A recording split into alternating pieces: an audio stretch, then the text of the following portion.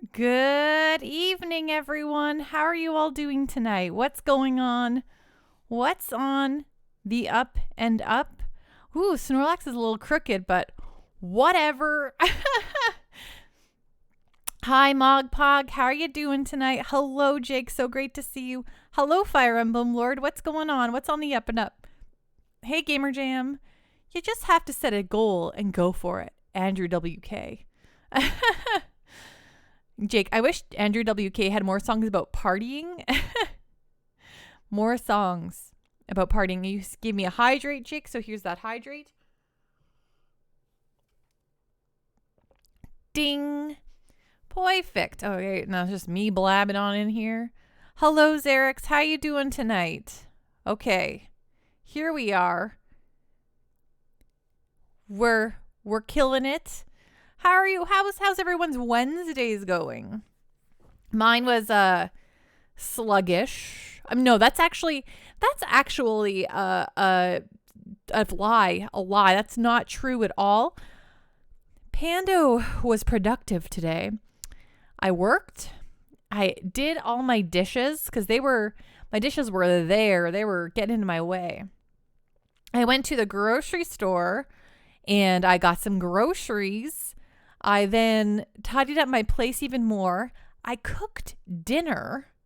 I even cooked breakfast. Then I did some testing on some stream stuff. And then after all of that, I sat on this couch and was like, well, I guess I'll go get ready for stream soon. And I didn't. So I was proactive and productive on like every other scale other than getting ready for stream. So what can you do when you live in a shoe? I'll tell you what. It's pack up your things and move to Palm Springs. What did you have for dinner? Asked Jake. Well, that's a great question. I actually made Greek turkey rice, which is it's a one pot meal, which is really nice. So it's like a deep skillet. I usually cook it in, and you put in some. You ground up. You have ground turkey, and you flavor it up with like oregano and salt and pepper and stuff and garlic. And so you mash all that up, and then you so it's nice and not a lump of turkey. And then after that, after the turkey's cooked through, you add in some sun-dried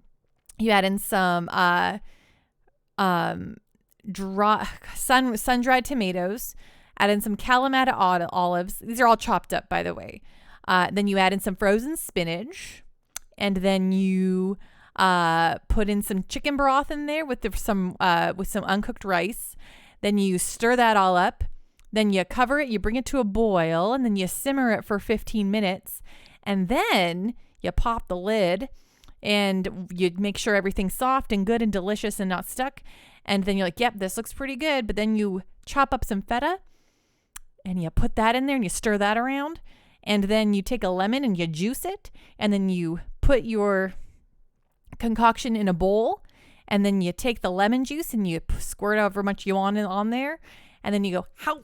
And you eat it. And it's really good. It's one of my favorite really easy dinners. And I that's what I call it, Greek turkey rice. You had Swiss chalet chicken pot pie. Nice. Was that good? Lexington Lopez, how are you doing tonight? What's going on? What are you having for dessert? I already ate some dessert. I'm not going to lie to you. I bought some. Okay, so when I went grocery shopping, they had like, so Canadians will know what tarts are, but I bought some pumpkin pie tarts, which are just basically like mini baby pies. So I got a couple pumpkin pie tarts, and then I also got some candy cane ice cream chocolate dip bars or whatever. So I ate one of those too. They were very good. And so I ate I had a baby pumpkin pie, and then I also had a baby ice cream bar. No, it's no Panda story time, Xerix. I was just talking about what I ate for dinner tonight. But yeah, that's what the Pando had for all her meals today.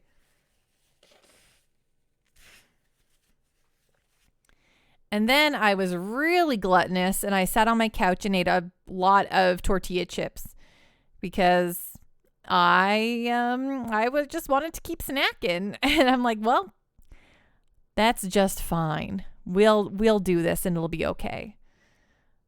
Zarek, so what happened was, and the Canadians will know what I mean by that, but to explain what I mean by that, I need to tell you this. Oh, you're right. I am like anecdote on anecdote on anecdote. I haven't read a lot of David Foster Wallace, but he is like the king of the footnote because he always has like a second story and a second anecdote for everything, and he puts it in footnotes in his writing.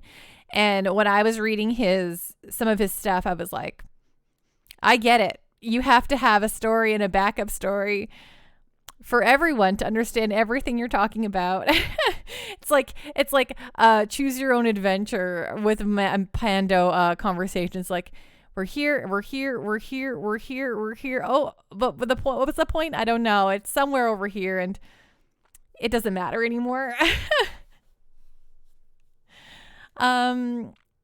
Mogpog, well, Civ has crashed twice in the past 5 minutes. I think it's trying to tell you something, that it's not time for another turn, that it's over. That's it. That's the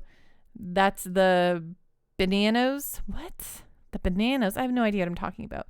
Anyway, we're playing Breath of Fire 2 tonight, and that means we are going to do something.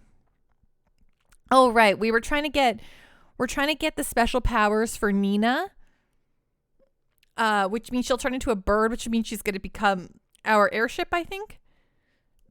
Which, frankly, it's about time, you know? So let's go turn Nina into a bird.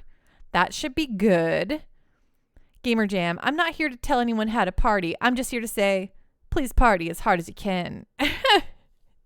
I don't think I know who Andrew WK is. But also, if you like to party, I mean, why not, right? Your Pando, I do not love to party. Parties make me anxious and feel bad. Unless it's like a party for me, then I'm like the center of attention. I don't got to worry about nothing. I'm like, y'all have to be my friend because it's my party. You know what I'm saying? Picking up what I'm putting down. Okay, so here's everything. Let me turn the volume up. The moral of the story here is Pando likes to be... There's a reason why I'm streaming. Andrew WK is a motivational speaker. Okay, how's that for volume? Mogpog, I want to party with Pando on Friday, but she's got stuff to do. You bet your bottom dollar. I'm going to the ballet. Pando, you literally have a party at least 3 nights a week. I know. It's true. Very true.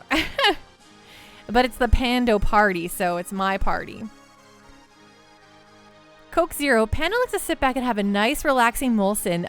You know what? If I'm drinking a beer, I will be a stuffy, snot-nosed, pretentious beer drinker, and I like local breweries. Coke Zero. Xerox, and she'll cry if she wants to. Exactly. Yeah, she's a center of attention here. Exactly. That's, I don't know what to do. Like, either I'm like, if I'm around a bunch of people, I'm like, okay, if I'm telling a story and everyone's looking at me and talking to me, I'm like, yeah, this is good. But then I don't know what to do and how to be normal when people are not paying attention to me. Labatt's? No Coke Zero. That's like dad beer. Mogpog, I've never had a Molson, but I'm confident it's not that good. It's just like dad beer, you know? That's how I feel about it. But what I will tell you is that we've got tons and tons and tons of microbreweries around here. They make good stuff. So, okay, so we were trying to level up Nina, and we did get her new weapon. So we're just going to we're going to do a little bit of grinding here. I just want to make sure, Enchilada recommended that she become like level enough to have death or something. So I might just try to get her to be a little bit higher of a level. Molson and Clamato. Yeah, there's Coke Zero. Now you're talking. There's a lot around here too. Nice. Yeah, it's not too shabos. IPAs are fine. They can be a little much for me and a little heavy. I do like a nice cream ale, but those are not very common. And I do like I don't know. I like lagers. I like a light, crispy, refreshing beer.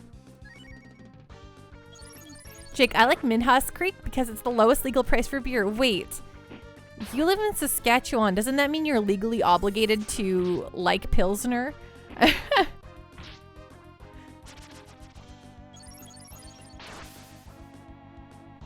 Hi, Bootless Pit. How you doing tonight? What's going on? What's on the up and up?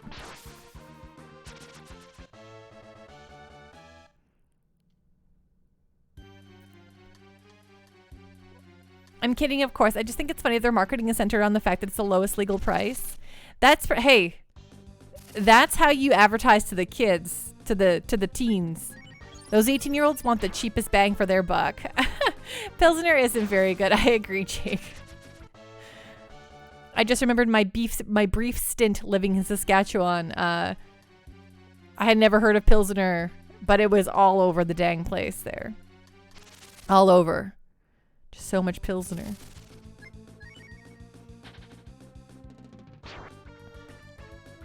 I think the most garbagey beer I used to drink when I was, you know, freshly legal drinking age, back when I did drink significantly more, was the good old Lucky. That's actually what I trained myself to drink beer on, which is really bad. Jake, I'm not really a beer person, but I do like Rattlers. Yeah, those are pretty good. So I used to definitely not be a beer person, but when I was young, strangely, I think I've told this story before, but really sugary drinks, which are usually what you turn to when you are young and you want to drink for the first times. I went to like really sugary beverages, and those give me heartburn like so severe. Like I just get the worst pains when I drink sugary drinks. So I stopped drinking those. But I was like, I want to drink with my friends. I guess I have to learn to like beer. And I drank it begrudgingly. And then, you know, once you've had enough of something, you get a taste for it. And then I was like, oh, good job, Nina. Level 25. Ooh, a bronze hat. Coke Zero. I like amber ales like Killian's Irish Red. Not that's not so common anymore. It used to be insanely common 10 years ago. Yeah, I feel like reds were very, very big a few years ago. Jake, Stiegel Rattler Great Food is good stuff. Ooh, around here we have there's a grapefruit beer from a local brewery called Alley Cat. I forget exactly what it's called. It's always very, I think it's punny because all their beers have a punny name to them. But it's a really good go-to. Xerix, on a side note, I like the goblins in Breath of Fire. Yeah, they're really good. Oh, it's called the Main Squeeze. And it's a grapefruit beer. And yeah, it's very good. Like, it's not super punny. It's just a good name. The Main Squeeze. Coke Zero. Ginger Rattlers are good too. Ooh, I've never had a ginger rattler. I like the sound of that though.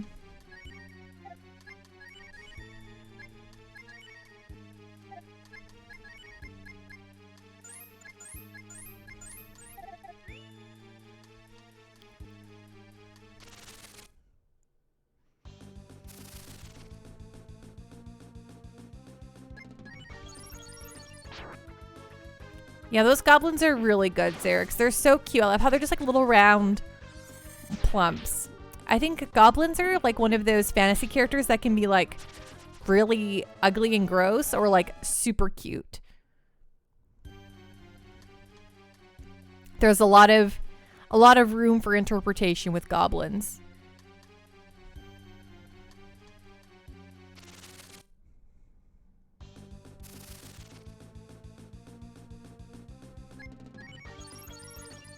Like orcs, you're always going to have like an idea for orcs. They're going to be like pig-like, or they're going to be like big brutes, right? But you're always going to have like a brutish character for an orc. But goblins, they could be almost anything.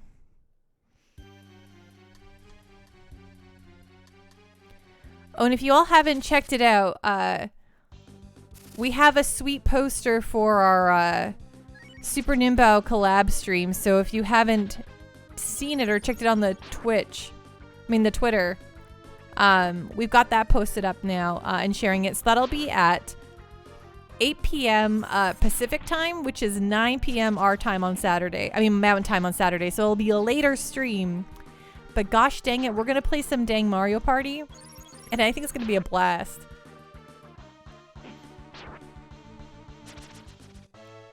Mogpog, I'll drink whatever.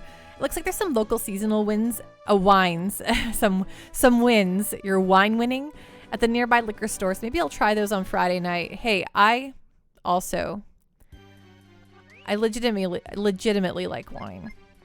If I go out to dinner and I have a drink, it's usually wine. Do do do do do. Oh, what am I doing? Oh, right. I'm using a spell. I'm using Rand's spell. He's going to cure. Oh, you up. Do you like ultra dry wines? I do. I kind of like... I don't like them super sweet. Though, while reds are my favorite, they actually hurt me. They make me feel really yucky if I'm like don't have a big meal with them or something. So I try to drink whites now, which are nice.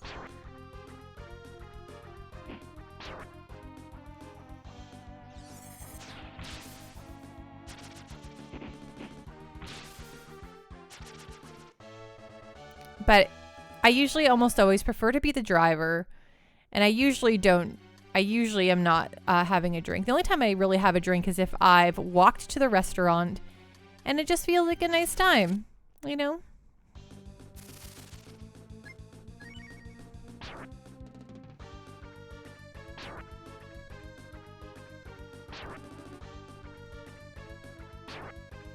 Whoa, come on, what's going on here? Ooh, Barracuda. Bum ba-da-dum ba-da-dum ba-da-dum ba-da-dum ba-da-dum ba-da-dum bum bum bum. Bootless Pit, I'm doing so good. Thank you so much for asking. Just playing some Breath of Fire 2. And it's really nice. You know, I had a really productive day, which then resulted in me feeling incredibly sluggish and made me really late for stream. Also, my internet, like, took a real nosedive at one point, and I was like, So I reset my router, I sat there, I pouted for a while. Coke Zero, that song reminds you of Guitar Hero 3? That song reminds me of my mom. She, Mothy loves the band Heart. So, any Heart song I hear, I remember just listening to it in the car with my mom. My ma'am.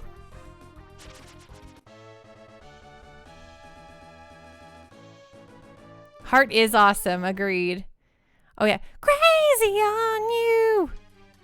I'm gonna go crazy, crazy on you.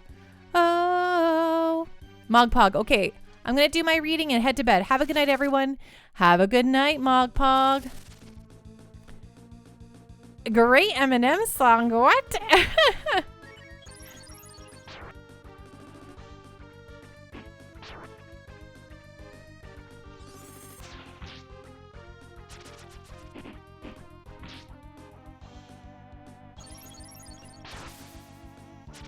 He sampled that song? Oh, interesting. I only know most of like mainstream Eminem songs. I never actually listened to like a full album or anything. I am a child of, like, I was a teen when Eminem was like the biggest thing. So I know most of those songs off by heart, but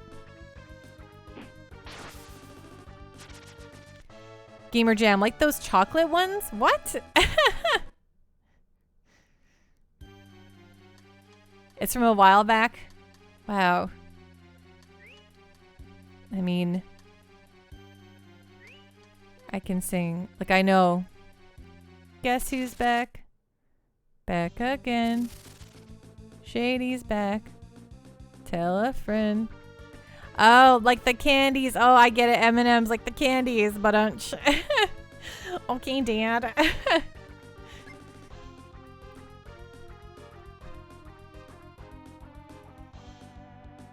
Oh, I was like, what am I doing? I suddenly just forgot about these crod worms and how they are crods. Do any of you like the show Curb Your Enthusiasm? I know I got Seinfeld fans in here, but do you like LD's solo show?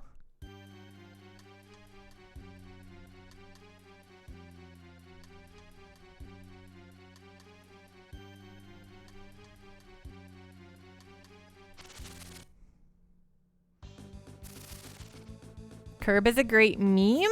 What?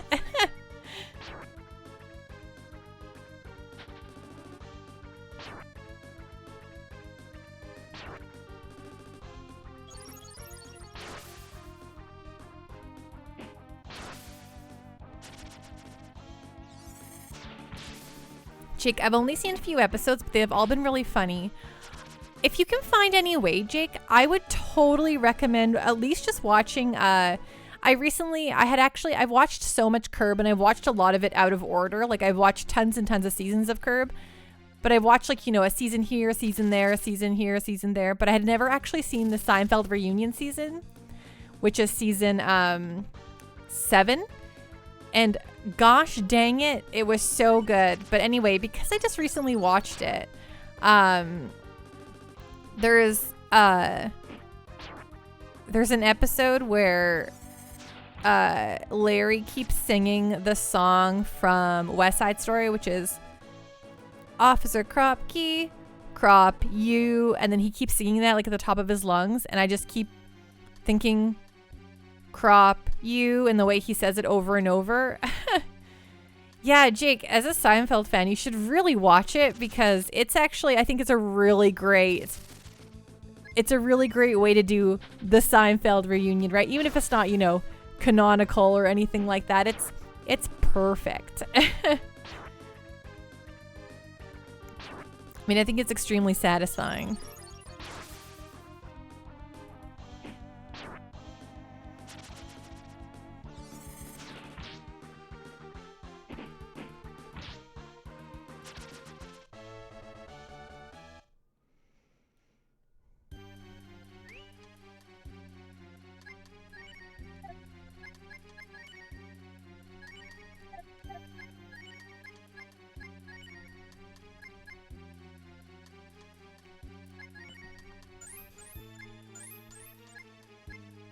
This show can be like I know some folks can't handle like cringy stuff happening on TV because it can get that way, but I just think it's legitimately really funny.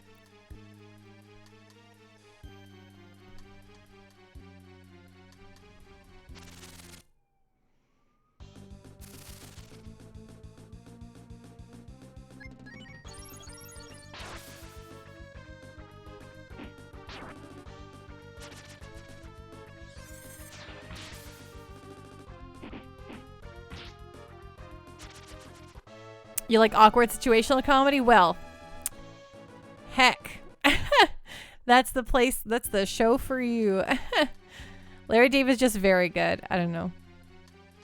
I love it.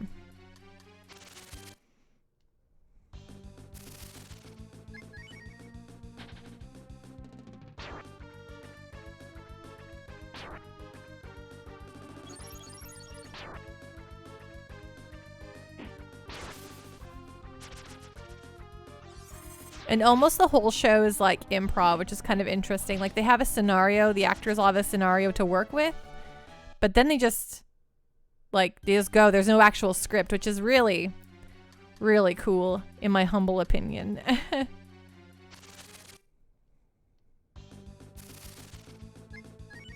Who's that Pokemon? Hey, Chris Sands! Hello! Hey Pondo, hope everything is going well. Everything's going real great. How are you doing tonight, Chris Sands? What's going on? What's on the up and up? Thank you so much for that 6-month sub time. Hello. That's great news grapes.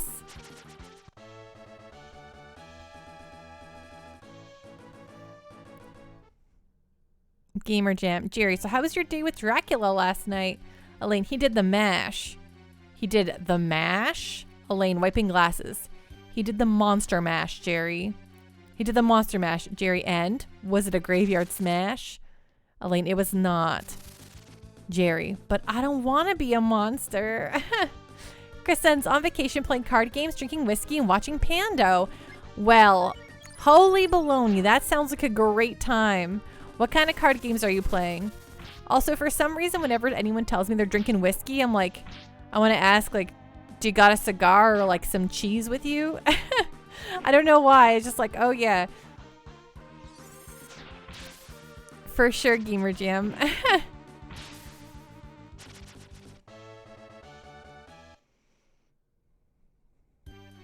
I'm just wandering around in circles. We have to level up Nina here, which I'm sure makes for like the most exciting of content. But we did play a game where we unpacked boxes last night, so. Eternal, a digital card game. So is it a deck builder? Or is it like more, I guess Magic is like a deck builder, but is this one where you do have pulls? Where you like buy more cards and boosters and stuff like that? Or is it more, there's like a set amount of cards? You don't have to like add. It's like Magic the Gathering? Okay. Interesting. I haven't heard of it.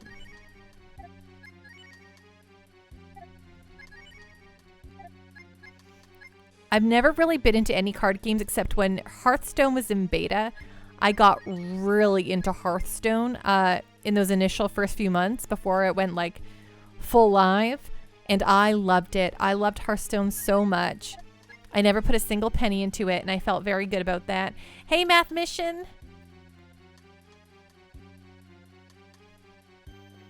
Ding. Jake, but it was actually really entertaining. Right. Saying a game is about unpacking boxes sounds ridiculous, but it was actually really entertaining. Oh, I'm so glad. I was having so much fun. I felt like really bad because I don't think I talked to Chax as much because I was so engrossed. It's engrossed, right? I was so engrossed in the game. I was like, oh, nothing's better than unpacking these boxes. I can't, is someone saying stuff? I don't know. I'm clicking buttons and putting things where they belong.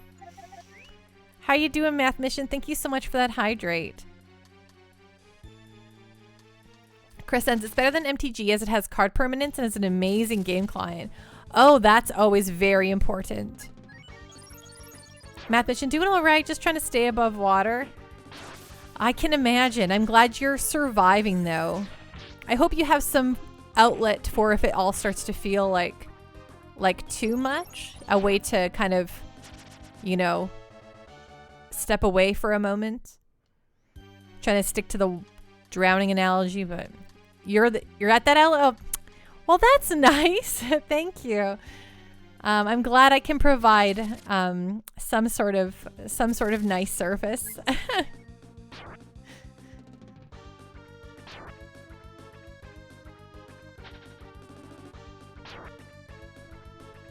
Sorry, I suddenly was like, is this squished? But it's not. I don't know why I thought it was.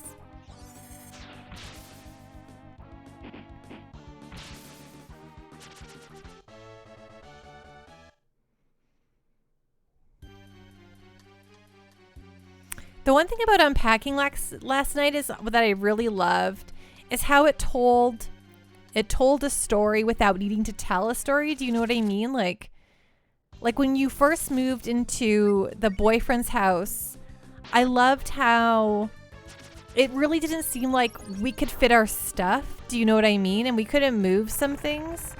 And it was like we were never, like, without telling us, it was like we weren't really, like, included in the life of the boyfriend, you know? Which I thought it was really, really interesting, like, storytelling through gameplay.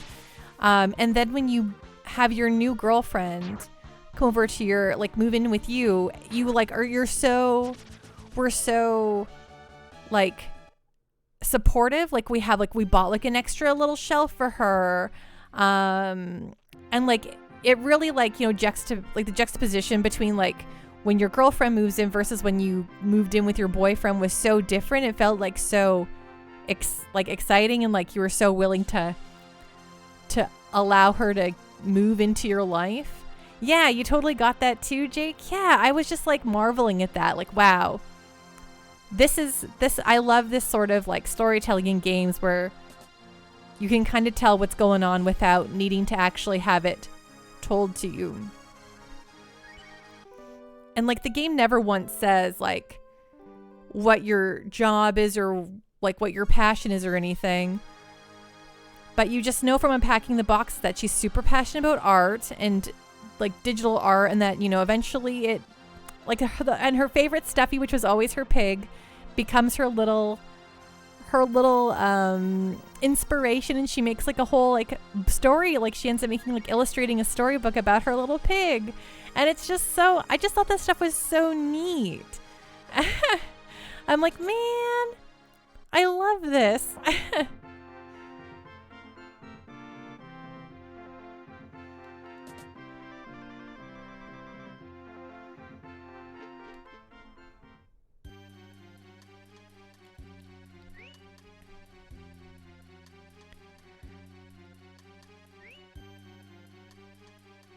And you could tell she likes video games. Exactly, Jake.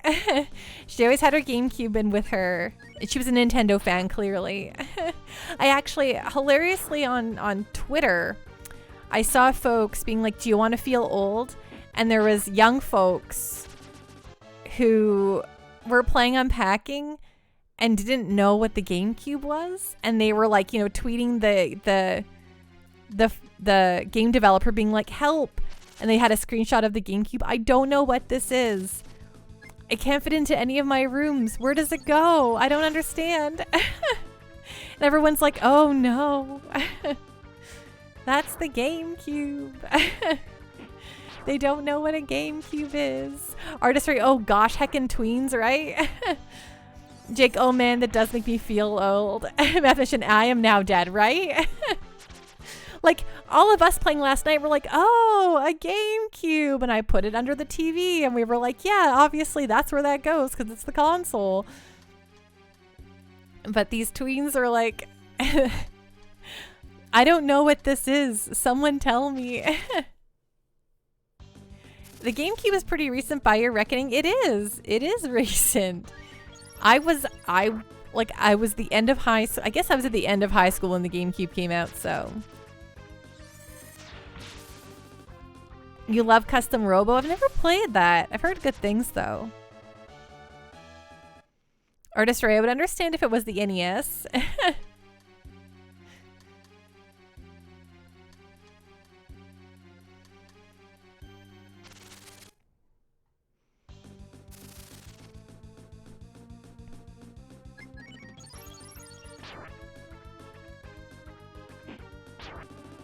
I mean, I guess like I myself, I didn't know what that mountain thing, like the chalking stuff was.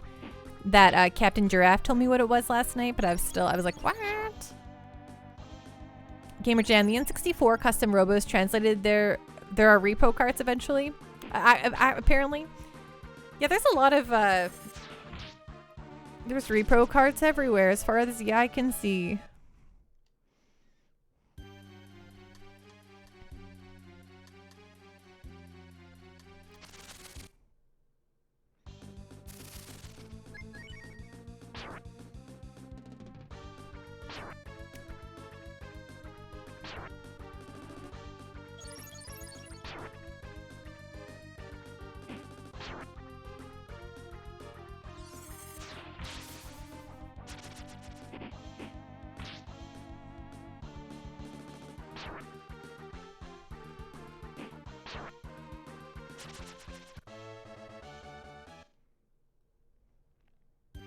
Captain Giraffe, it was for a climbing wall, like fake fat one climbing. It's pretty big around 2007. Yeah, we have a lot of like rock climbing gyms around. And by a lot, I mean we have a couple of rock climbing gyms around here that have opened recently. I've never been to any of them because I am not an active person and I have not been to a gym in years. But I think that those are pretty popular now. But that is interesting. A couple is more than zero. It's true. I actually used to run. Like I used to run 5K like every morning. And because it was cold in the winter, I would go to the gym and just run there. But I didn't like it. Even when I could do it, I was like, this isn't fun. But hey, guess what? Sometimes doing things for your health isn't fun, Pando. And maybe you should suck it up and do things so that your heart doesn't fail when you're 42. Sorry, I'm just scolding myself live on stream. Please, thank you for thank you for hanging out.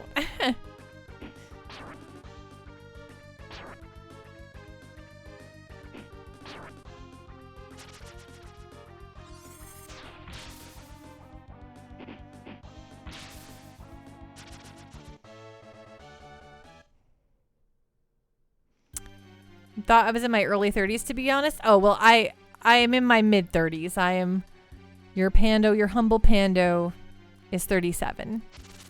Jake, I hate cardio, but I do like lifting. That's, you know, I've heard a lot of good things about lifting. My problem with lifting is that I would have to go to a gym and I would need like to spend like a, you know, probably a bit of money to actually have like some, an instructor like teach me how to do things so I don't like hurt myself.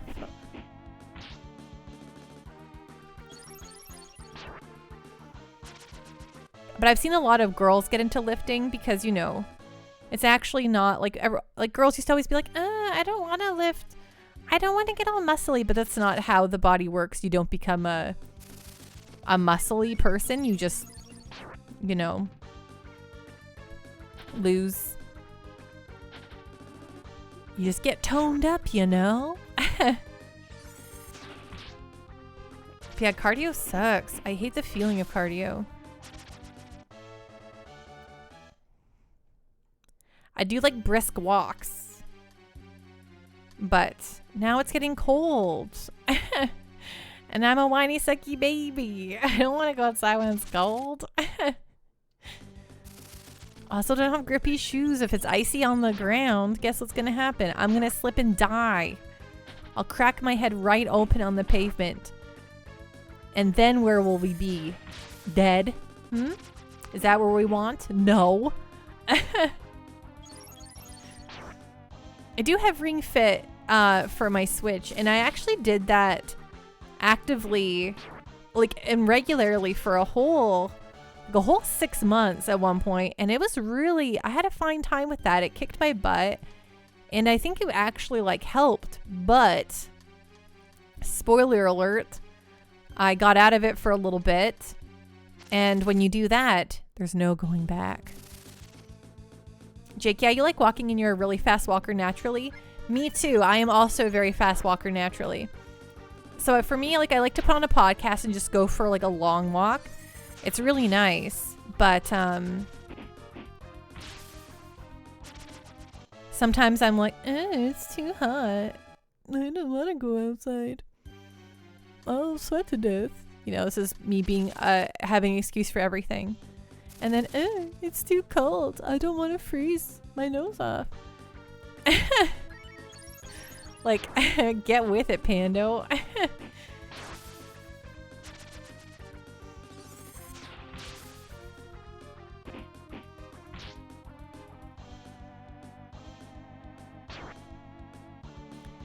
But, you know, if I dress accordingly, going for a walk really shouldn't be a big deal. I just need some good winter boots.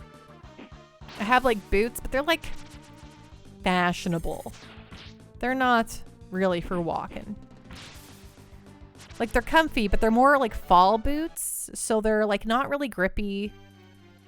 It's a real struggle. Jake, I actually like walking on really cold days, like -30, as long as there's no wind. So that, yeah, to do that, I definitely need to have like, I need like something on my legs. Like, I need to have a longer coat or something on my legs, because the worst part is like, yeah, I'm always like warm where my coat is and my mittens and my hat, but my legs are always the stuff that always, like, my thighs always get so frozen, and it always makes me miserable. Six, these boots were made for walking, and that's just what they'll do. One of these days, these boots are gonna walk all over you. Boom, ba ba boom, ba ba boom, ba ba boom, ba. I love that song. Jake, and I'm wearing a wool coat, right? And yes, you want a nice wool coat on. My winter coat is a great wool coat, and it's pretty long.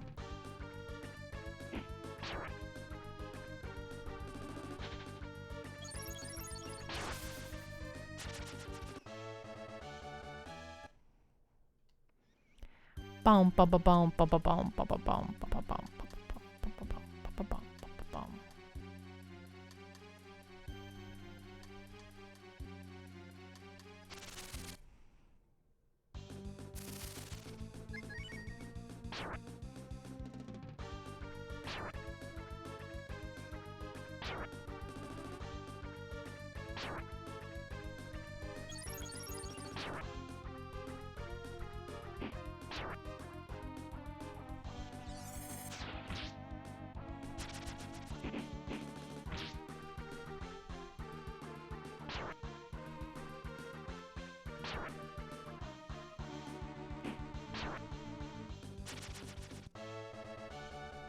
Killing it.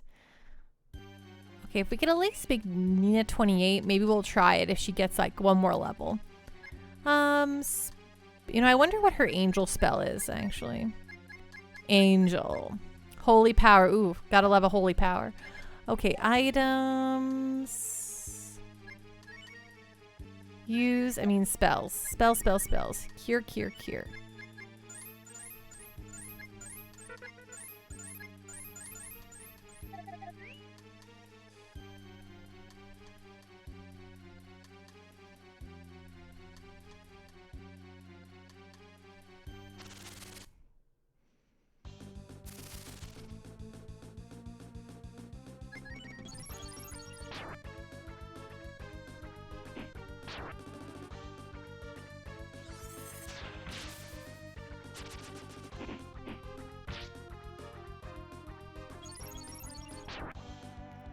So in Alberta where I live, there was like a couple weeks ago, there was a like 4.5 like an earthquake. It was like 4.0 or 4.5 or 4.3, something really silly. Anyway, there was a mild earthquake here, and we're like one of the most stable places in the flippin' dang world. So hearing of an earthquake was kind of wild to me. But then I was like, oh no, does this mean that the Yellowstone supervolcano is gonna explode? And then I had to do research on it, and I'm like, I don't know why. I just was assuming that maybe just everything on this side of the world was something bad was happening. So I had to know. I'm afraid of the supervolcano, okay? But I found out it's probably not going to blow up in my lifetime. Artist Ray, if you're scared of quakes and like the cold, come to Manitoba. Hey, I lived in Manitoba for like 2 years, Artist Ray.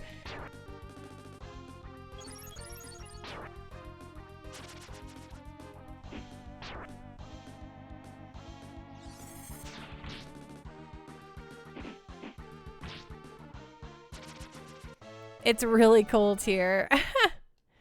Gamer Jam. Yeah, Manitoba is best. All my Winnipegians. It's probably due to fracking. Actually, that was the thing. I'm like, oh, it's probably due to fracking, but they actually confirmed it was actually a real tectonic event, and not having to do with fracking of the oil sands or anything like that. So, oh no. So I was like, what? Is the landmass unstable? Does this mean bad things? Manitoba is best. Manitoba best. Hey, my best friend and my grandmother live in Winnipeg, so I've got no qualms with that city. Artist, you should be scared of quakes and the Amber Alert goes off. Man, flippin' Amber Alert. That thing gives me a heart attack every time.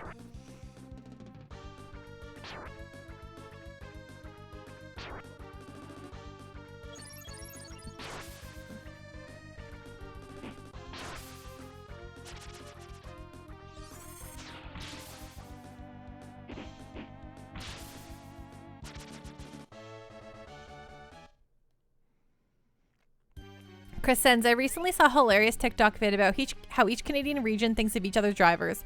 Quebec's drivers are the most hated, especially by other Quebec drivers. You know, I feel like every city or every province people live in, they think that they have the worst drivers. Like, I've lived in Ontario. I've lived in Manitoba. I've lived in Saskatchewan.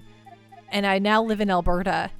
And I feel like every time I've been anywhere, everyone's like, ugh, our drivers are the worst. Every time. Ugh. These drivers are the worst. And I'm just inclined to think that there's no good drivers. Everyone's bad at driving. Artist Ray, every time the alert goes off, I have to say to myself, is it nukes? I feel like if it was the first nuke ever launched, Canada wouldn't be one of the main targets. I mean, we're going to definitely have fallout and things are going to be real bad for us, but I don't think we're going to be the first to have the issues. Gurf, my city has the most representatives on the show Canada's Worst Drivers, and it's entirely accurate. Oh man, I remember watching Canada's Worst Drivers before I had my license, because I got my license really late. I actually didn't get my driver's license until I was 27. I actually had like a serious phobia when it came to driving. Like, I was so scared to do it. I was like, I can't. Like, every time I got behind the wheel, I wanted to like barf on my lap. I was like, it's too much, it's too much, it's too scary. But then I would like be like, I'm smart. I'm a smart and like, you know, logical person. I should be able to drive. People who are dumber than me drive. So I forced myself to go into a driver's ed class. And like, you know, I'm like, okay, I've paid like $800 for this, so I have to do it.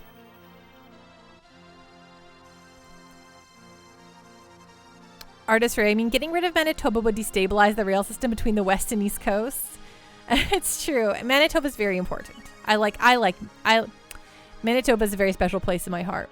Captain Giraffe, Winnipeg drivers are pretty bad. A lot of the city doesn't make sense due to poor planning. Oh my gosh. Going through there with someone who didn't understand. I'm like, listen, when they planned the city of Winnipeg, they handed a map to their toddler and they said, how about you try it?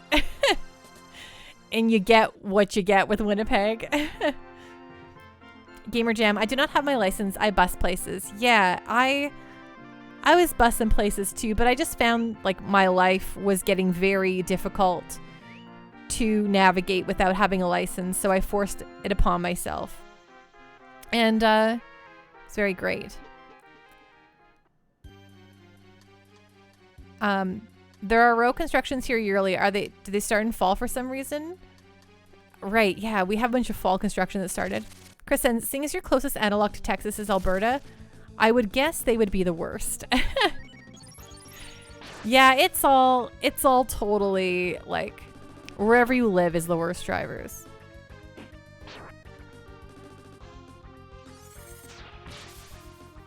Gurf, buses really don't work in some places around here. A 10-minute drive can be a 75-minute bus loop. Yeah, our bus system here is really all over the place. And I'm really excited because they're expanding the light rail transit here. But like, you know, every driver in suburbia is like, we don't need more public transit. We don't need the LRT. We don't need a train going across the city. And I'm like, well, if you want us to become a more modern city, then yeah, you do. Come on. Flip. I would take rapid transit like via train so much more often. Captain Giraffe, your fave this year was when they closed Keewatin and Route 90 and the side roads this year essentially cut off 15% of the city.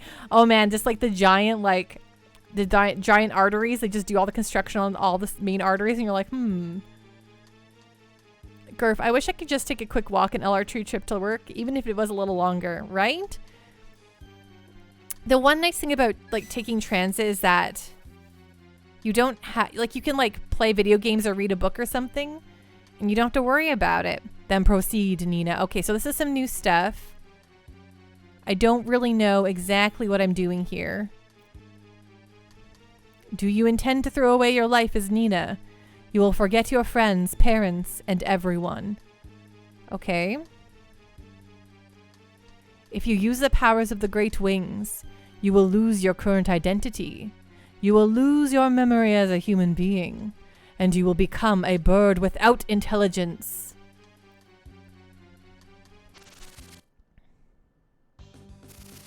Gamer Jam, if it makes people's lives easier, then why not, right? Gurf, speaking of road closures, I live in a pretty small city, 15 minutes for drive to work. For September and October, I had up to 7 detours due to construction. Some of the detours had their own detours. Love it. Love it. Mashed potato fan, sometimes I feel like I'm a bird without intelligence. Me too. How are you doing tonight, mashed potato fan? Okay, so I'm gonna just see what happens if I... Oh, my gosh. Okay. So this thing's gonna murder me. Got it.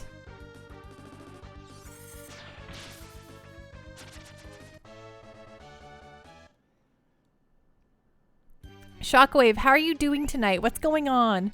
What's on the up and up? Captain Giraffe, they literally did. It was like, okay, you're fixing one. Why? Wait, why are you doing these meme routes at the same time? Oh man, that's that's the worst. Jake, that doesn't sound like a great trade-off for Nina. It really does it. Shockwave, I'm doing really well. Thank you so much for asking. I hope your evening is going great. Mashed potato fan, I'm okay. I'm glad to watch some of Breath of Fire. Well, I'm happy you're here to watch some Breath of Fire too. Provided I don't die like a terrible death here. Go home. You're unworthy. Rude.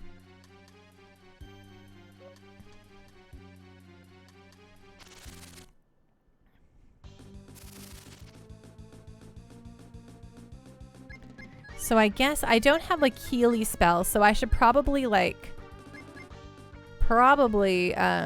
try to just destroy these things very quickly.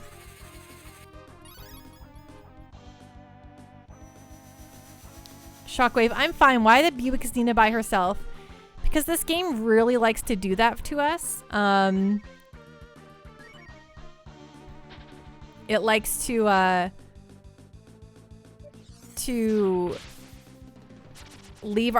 single out our characters alone by themselves a lot. It's real great.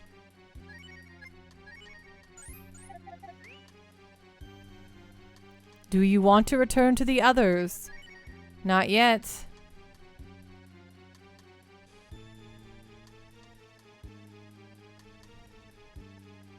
You can never be human again. That is the same as dying. Yikes, right? Are you prepared to throw your life away to become a bird? Nina, I see. Goodbye then, Nina. Okay, I need that treasure chest is what I need.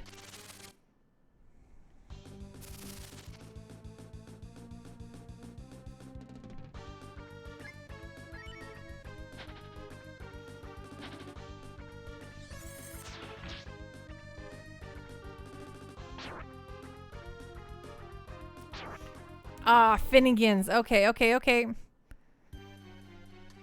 Are you okay? Yes. You're awesome. Is that just his little pep talk? You're awesome. You can do it, Nina. Okay. Well, that's nice that they don't just like totally ruin everything for me.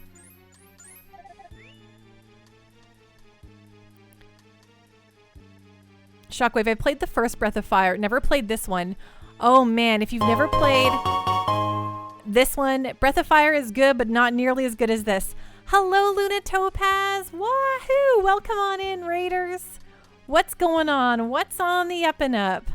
Hi, Venom. How's it going tonight? How is Genshin Impact? You got stuck on Breath of Fire 1? Breath of Fire 1 can do some things that really make it unpleasant. Thank you so much for the raid, Luna Topaz. How was your stream? Was good. I'm so happy to hear that. You did some art too? Ooh, what did you draw, if you don't mind my asking? Well, hello, Raiders. I am Pando. I stream mostly JRPGs. I voice act anything that doesn't have voices. And it's a nice, chill, wholesome place here. We just talk about things we like, video games, just a good time. So thank you so much for joining in on that raid. And if you like chill, cool places to hang out, come to the right place. Luna Topaz, I'm making a Genshin fan art of oil painting. Painting as a character named Noelle. Oh, that sounds so nice. Are you making like, so when you say you're doing an oil painting, are you doing an actual physical oil painting, or is it like a digital painting that looks like, that is like in the art style of oil, of using oil paints? Hello, Venom, I didn't give you proper hello. How are you doing tonight? We talk about dinner. I had a chicken sandwich and a soup. Ooh, what kind of soup?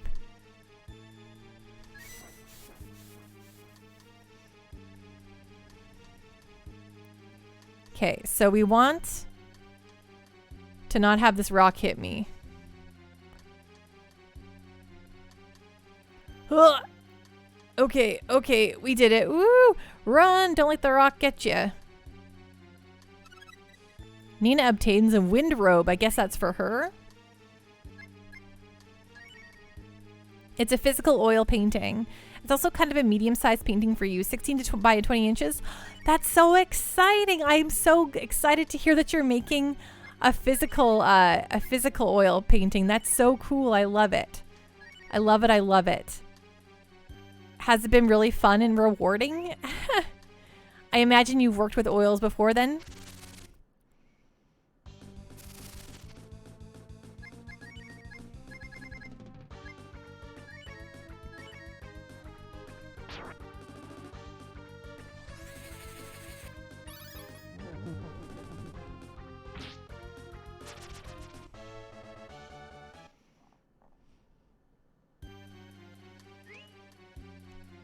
Venom, it's so nice the boss of this dungeon knew Nina's measurements and commissioned a tailor-made robe for her and left it in an unlocked chest. That's considerate, right? Gosh, it's so nice of them. Luna Topaz, I've done some oil painting before, but it's not like my main medium. I still feel new to it. Oh, that's so exciting though.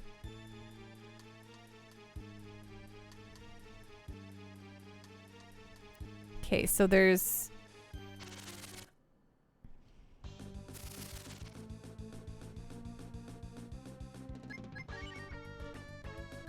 Can I just death everything in here?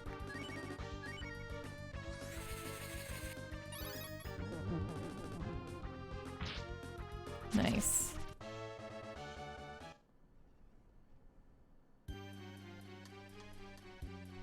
Of course, Luna Topaz, thank you so much for that raid. I really appreciate it. Rest well, be safe, have a great night, and we'll see you again soon, okay? You came for the great wings? Don't be so cocky. You could never do it. That's rude. That's just rude.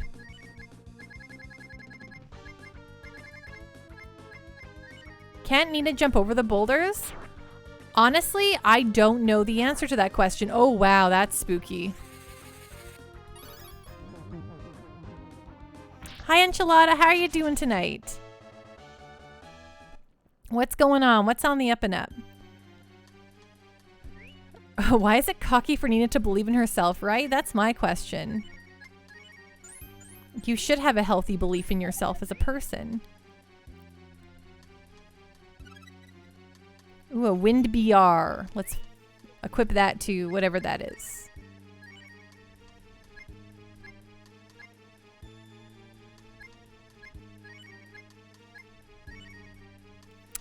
Ooh, yeah, let's bring that vigor up. Nice.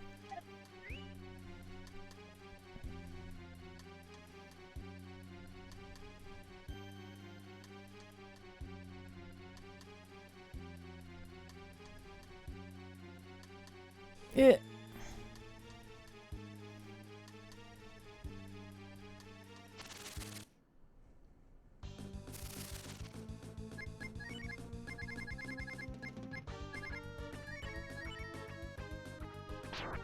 Be nice if I could go first.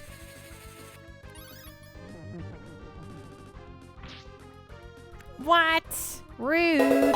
Hey, Green Eye Gems, thank you so much for following. Welcome on in. to the Pando party. Woo, woo, woo, woo, woo. Ding.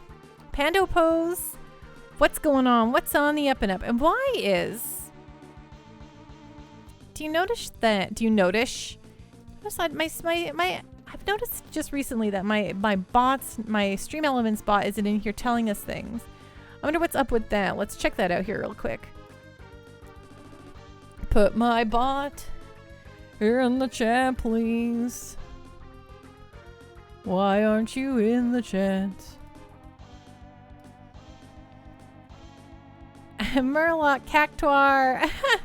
Yeah, burn it. If there isn't enough chatting, it sometimes won't proc the timer. No, not that. My stream, normally everything that's a Stream Elements here should actually say Pando-ish bot.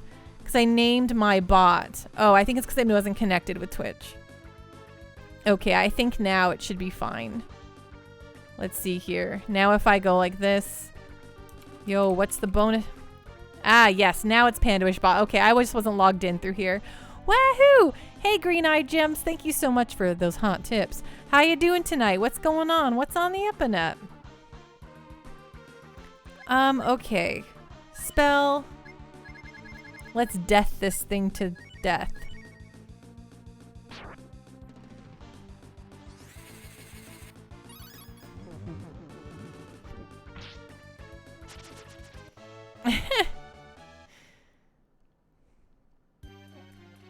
Green-Eyed Gem, saw you streaming this game, loved it lots when I was a kid. You know, this is my first time playing it, despite the fact that I've played so many JRPGs. I've totally missed out on the Breath of Fire series so much, which is a real bummer. But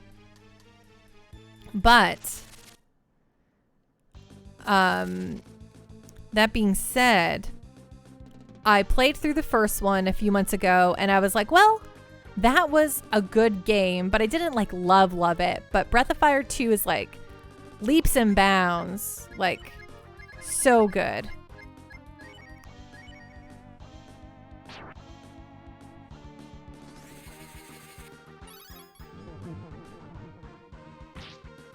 Oh no, okay. Will I die here? I might die here if I don't dodge. But that's okay, because, okay, we don't, that's okay. We get to go right out with our friends here.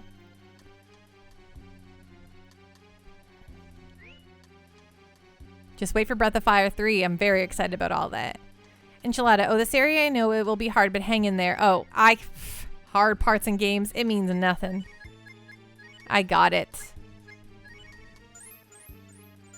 Hard schmard, you know what I'm saying? Venom, just wait too. These games are all really good and they get better and better as you go. That's so good. Green-Eyed Gems. I never got to play the ones after 2 because they switched to PlayStation, but good luck. Thank you. Thank you. Chris says Breath of Fire 3 is amazing. Super excited to see you run it. Me too. I'm so excited to play that one. Okay, so I probably should have grabbed more, grabbed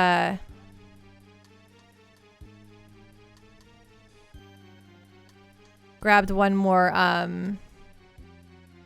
what am I saying? Grabbed more potions or whatever, but we'll give it a go. Hard smart. Well, I don't mind hard parts.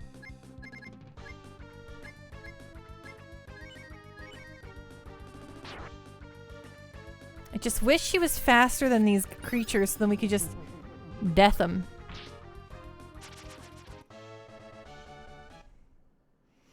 What's the worst that could happen, right? What could possibly go wrong? But thanks so much for that follow, Green-Eyed Gems. I really appreciate it. We protect these strong powers. Why do you desire these powers, Nina?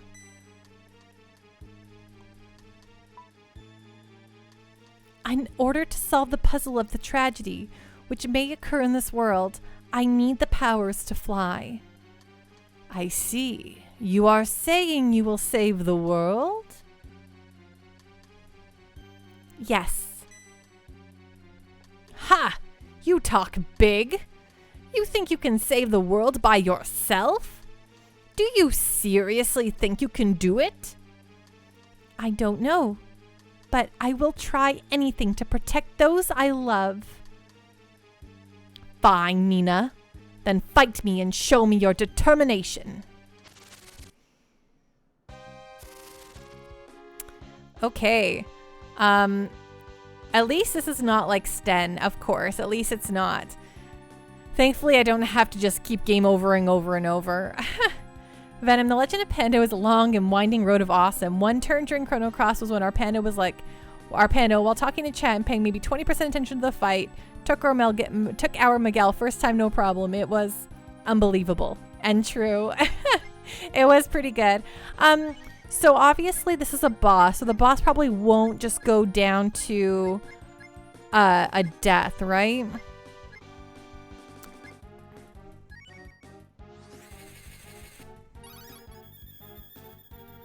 Yeah, good to know.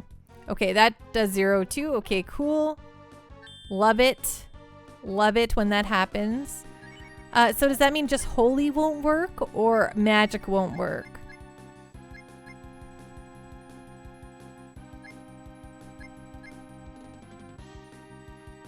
Pear Bear, imagine if that worked, right? Just death the final boss.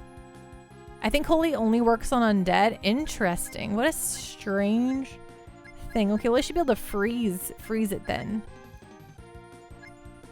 We'll try it.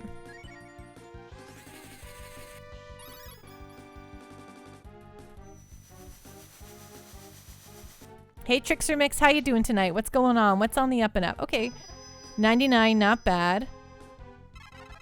Okay, Freezer Typhoon, got it. I mean, Phoenix Downs worked on the Phantom Train, it's true. But that was an undead boss. This just looks like a living angel guy, you know?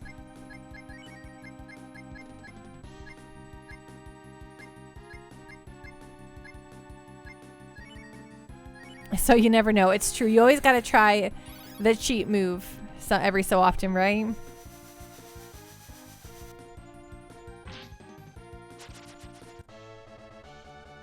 Oh, well, that was fine. Excellent! Nina, take this. Nina obtained the Mark of the Wing.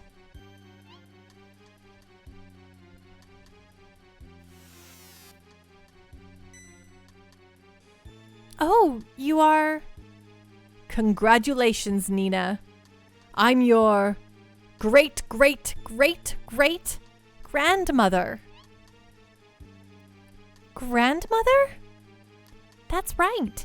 I'm your ancestor. But you really do look like me when I was young.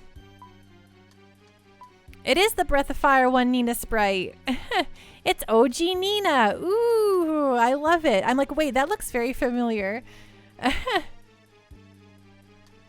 My ancestor? The fact is, it is my fault that our family no longer has the powers of the great bird. Ninaception. I fell in love with a man from another tribe and weakened the powers of our tribe.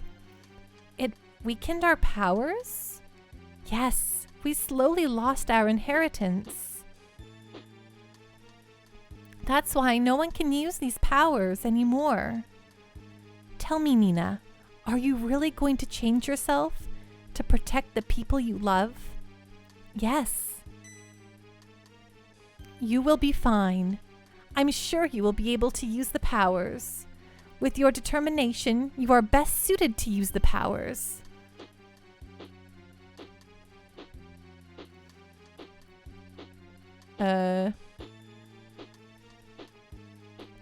She fell in love with the original Ryu? Yep, she fell in love with Dragon Boy. I have one more thing to ask you. Do you forgive me for sacrificing the powers of our tribe and choosing a man from another tribe? Of course I do. Thank you. That's it?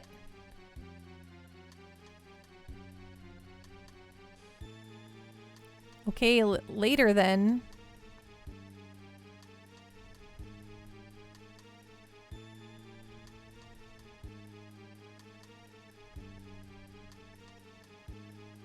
Do you want to return to the others? Yes, please. Venom. In reality, Panda don't judge. Love is love. Life is too short to not just be happy. Exactly.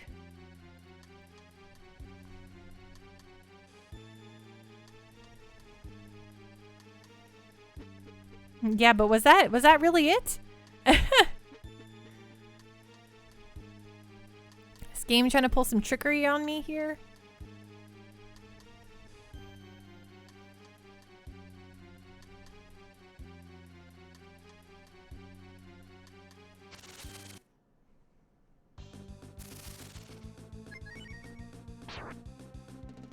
Ouchie, wouchie. Oh dear. Oh, right. For some reason, Nina's in the front. Should probably fix that. Oops.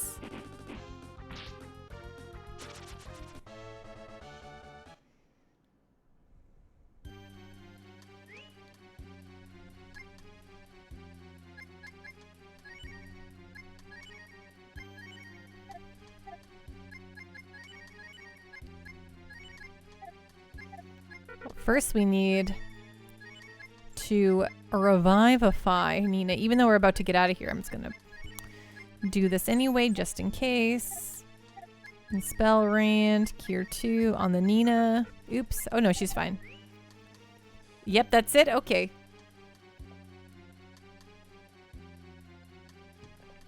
Ding! Thanks, Trickster Mix, for the hydrate.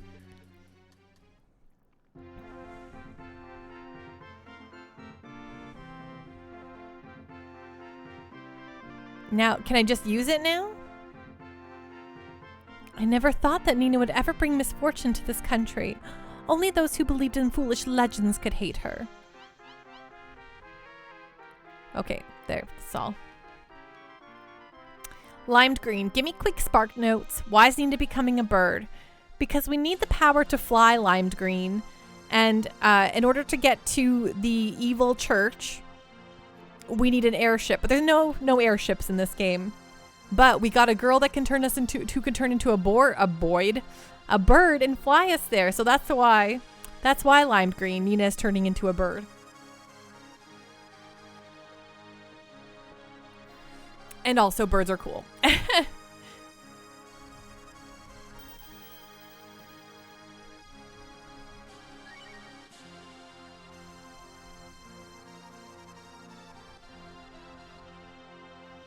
No, we're going to the church, not an evil castle yet.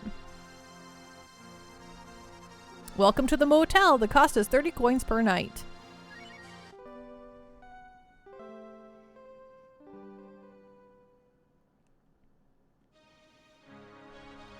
Okay, so we're going to save one more time. Lime green better be a big bird. You got lots of people. Yeah, I think she will be a pretty big bird. And she will see Snuffleupagus and no one else will. Just a little Sesame Street humor for you all. Okay, so before I leave the town, I just very quickly need to use the bathroom. So I'll be back in 2 shakes of Pika's tail. Don't go anywhere. I'll be right back.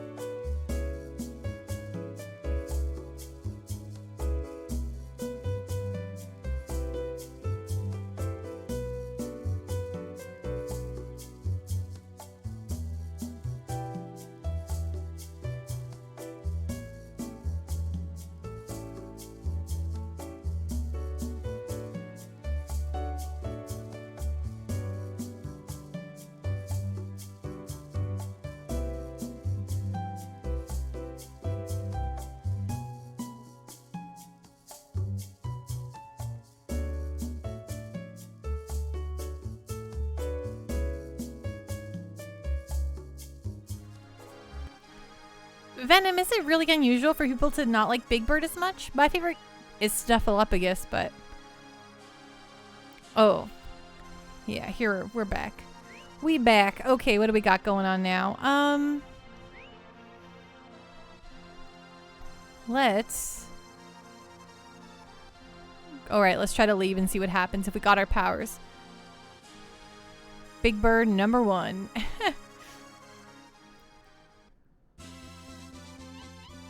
Oops.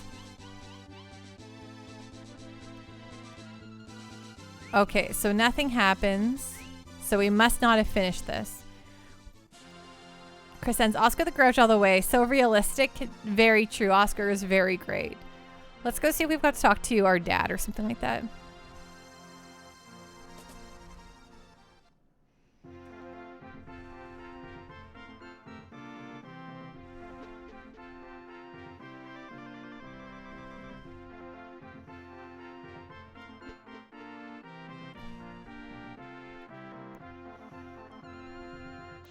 Your Majesty, I have just returned. Nina, did you obtain the mark? Yes. I see. Then I will prepare for the ceremony. You should rest until everything is ready. Gramps, please escort her. Please come this way. Venom, I had a Big Bird stuffy for my entire childhood. I could not sleep unless I had Biggie. If you went to camp or sleepover, Biggie came with. Biggie number 1 bird. Do you still have Biggie? Nina, are you here? Father, I will make you better. Do you expect me to allow my precious daughter to give up her life as a human to save my life? Answer me, Nina. Do you intend to use the powers of the great bird to save the King of Windia? No, Father. That's not all. I believe it is for the benefit of the world. That is why I have made the decision to give up my life and become the great bird. Your parents made Biggie go away when you were like 8 or 9. Venom, that's so sad. Like... I don't want to, like, I'm sure your parents were really nice and good, but why would your parents take him away from you? That's so sad. Says the, adult woman with her plushies everywhere. Well said, Nina. You are my daughter and Windia's princess. Go on your journey. I will never, ever forget you. Ah! I also will never forget you, Father. Even if I become a bird. Never. I'm going now, Father. Take care of yourself.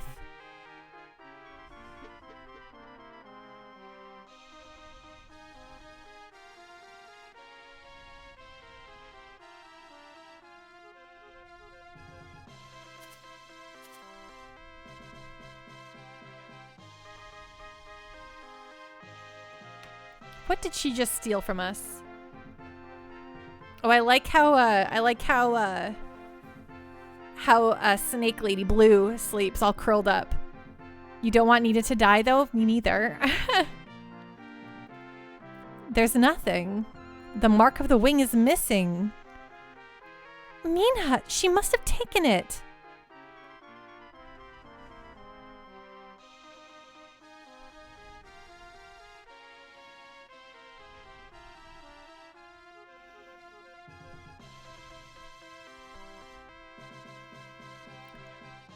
From here it is the Ceremonial Tower. B, how you doing tonight? What's going on? What's on the up and up? Pando, welcome back to RPGs. Thank you. It feels real good. Coming back on Monday, I was like, oh, it's like I'm slipping into a warm bath. I'm just so happy. It can only be used for special ceremonies.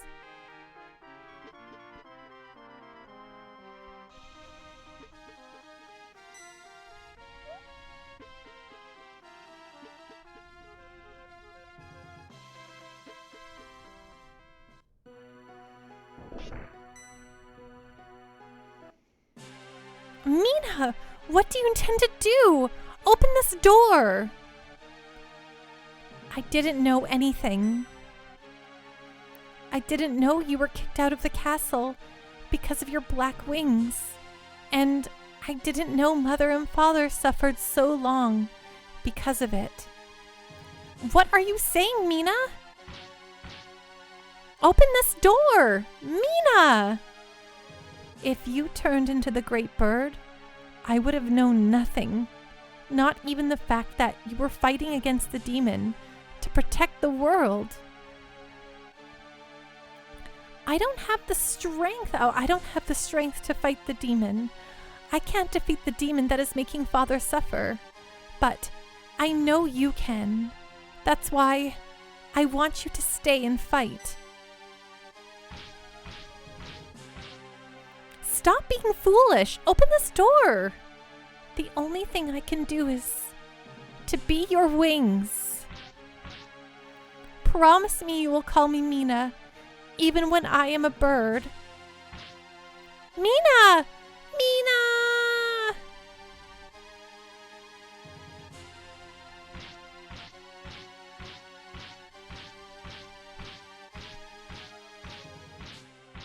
Hey, Make Every Media, how you doing tonight?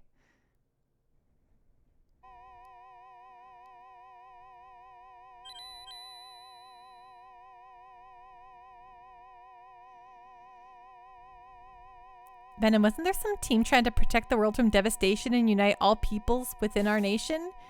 Maybe they can help fight the demon? Oh no. Team Rocket. They're blasting off again.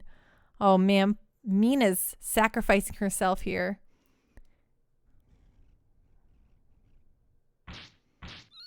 Oh my god, what a beautiful bird. Mina, what have you done, Mina?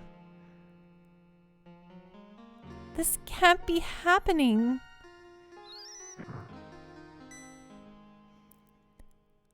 I have become your wings, dear sister.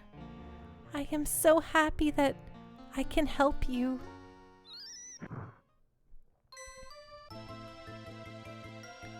Don't say anything right now. Until everything is resolved. I won't shed any tears until then. Right now, we must defeat the demon that is trying to destroy our world. We must do it for Mina, who sacrificed her life to be our wings.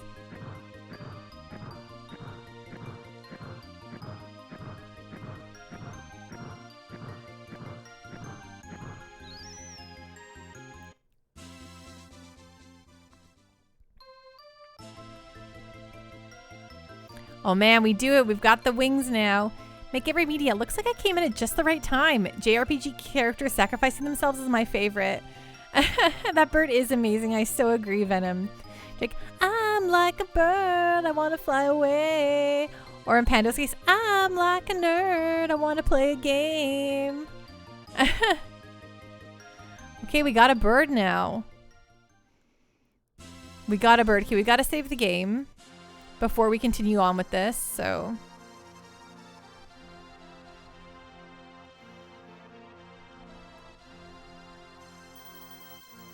Hello, Nekomichi. How you doing tonight? What's going on? What's on the up and up? And if you're stylishly late, fully expect you to be quite stylish, my friend.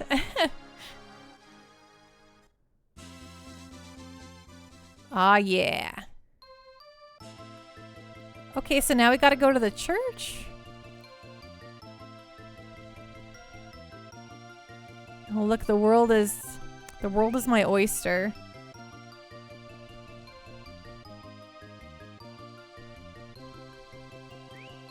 Venom, I'm just happy to get here before Panda was wrapping up. Totally fair. Fire Emblem Lord, naps are good, right? Naps are good. Actually, okay, so naps are good until they're not. And how have you ever had a bad nap? Because flip. I've had naps where I've slept way too long and then I just feel like total garbaggio when I get up. Math mission. At this point, I won't survive without naps. Oh man, I can understand that. So I guess this is where the church is, right?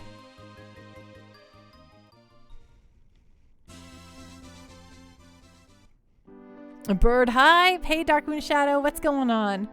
What's on the up and up?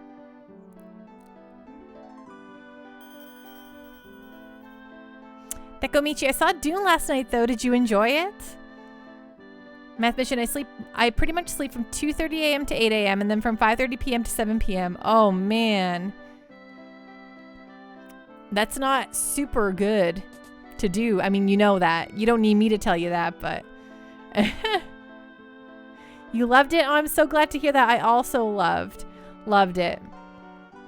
Mom's not happy she has to wait 2 years for part 2. I mean, at least we're getting a part 2, you know? That's how I feel. Fire Emblem Lord, I need to watch Dune. Oh, you totally should do that when you can. And read Dune. Yeah, I'm actually reading Dune right now. You can make it to about 60% of the way through the book and then see the film because the film is just about 60% of the book. Venom Firefly Season 2? Nope.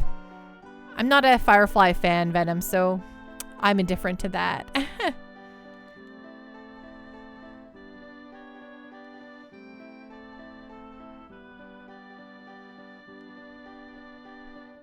Nekomichi, I'm crossing my fingers for the full trilogy. Dune Messiah.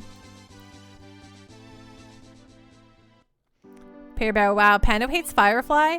Pando doesn't care for Firefly, honestly. I've only seen one episode, but I don't know. It's one of those shows that people were like, you gotta watch it, you gotta watch it, you gotta watch it, you gotta watch it. And I was like, I don't. And then I watched it and I was like, I don't know. I've never been very popular, but since I came to this town, I made a girlfriend. Thank you, Saint Ava. The first episode. Oh, and I also saw Serenity or whatever, and I fell asleep because I was bored. I've never seen Stargate, Pear Bear. Venom. Meanwhile, on Apple TV, they have Foundation Story, which I enjoyed, but don't watch because who has Apple TV? Move that show to Netflix. Jake, I felt exactly the same about Firefly. Yeah, everyone was. I don't know. Firefly just looked really bad, and I'm like, if I want to watch a show about space bounty hunters, I'll just watch Cowboy Bebop. I don't know, Nekomichi. See, that's all I don't like. See, this is too complicated for me. Someone lent me the DVDs and I watched the first episode on that DVD. Pear Bear, no Stargate, but it's Canadian. Honestly, I totally did not watch any single made-for-TV sci-fi for a super long time because I hated the way it all looked. I was like a snob about it. And I was like, this is no good. But then I finally saw all of TNG, and I finally saw Battlestar Galactica, like the obviously the more recent one, and loved those a lot. Venom, I've seen the first 4 episodes of Lost 6 times. One day I will find out what happens in episode 5.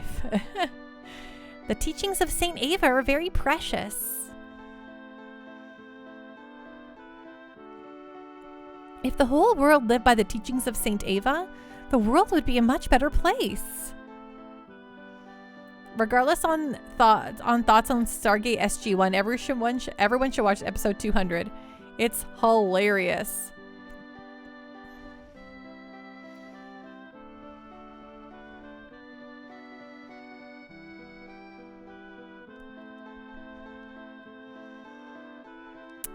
iZombie, I love the snake lady. She's adorable. Oh, isn't she? She's so good.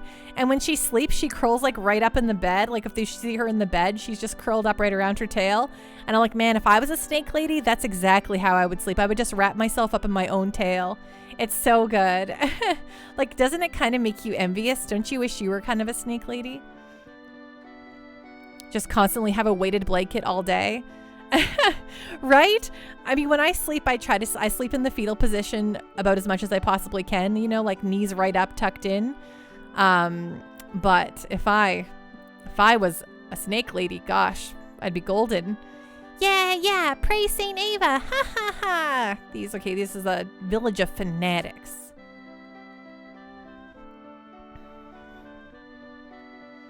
Okay, let's try to rob all these people, of course. It's what we do. Recently, an old woman went into the grand church. Wasn't she from Farmtown? I don't know.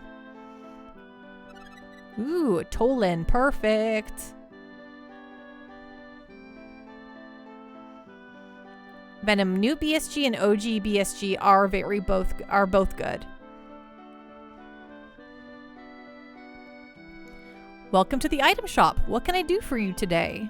Ooh, this is an item shop. Okay, I should buy a few of these to have 9 again. I should buy a couple of these. Yeah, 7's nice. Use while fighting. Well, this seems interesting. We've never seen these before. Hope that doesn't mean we need them. How can... Oops, mistyped. No worries. Venom, Pando sleeps once a year. The rest of her time is already booked. JK, I bet Pando absolute favorite thing in the world is sleeping in. It's pretty darn good. I'm not gonna lie. I'm a pretty big fan of sleeping in. That being said, I really like being awake. Like, I hate going to bed. I'm basically still a child. I'm like, I want to stay up really late and keep having fun. But then when it comes to waking up in the morning, I'm like, oh, I'm tired. I don't want to wake up. I want to stay in bed all day.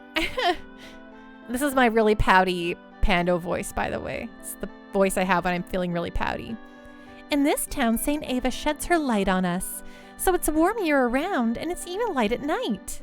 Light at night, you don't say. That sounds like a real problem. Sounds like the Shadowbringer problem.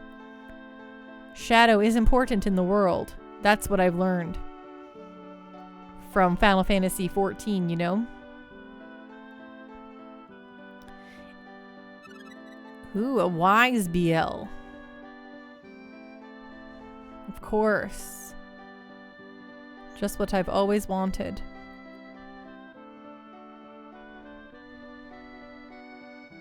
Nekomichi, I love staying in bed all day, and I really need to stop that this weekend if you're going to have Enchilada come over this weekend.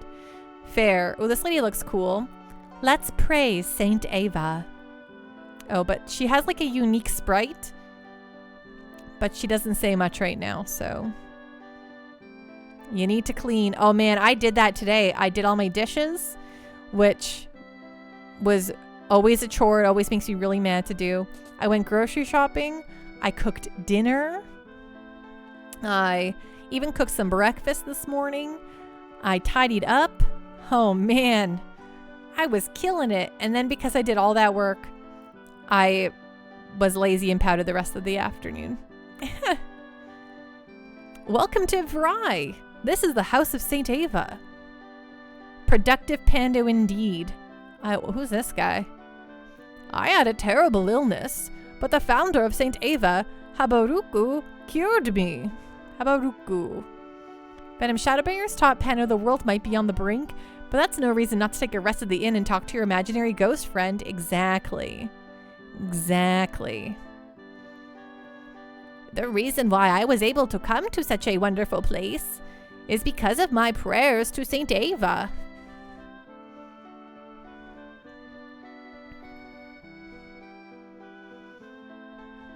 Oh, these are big steps.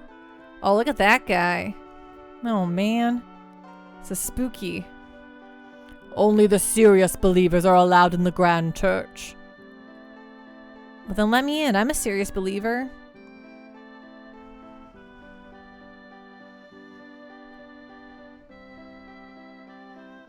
Rude. Well, fine. Let's become a serious believer. How do?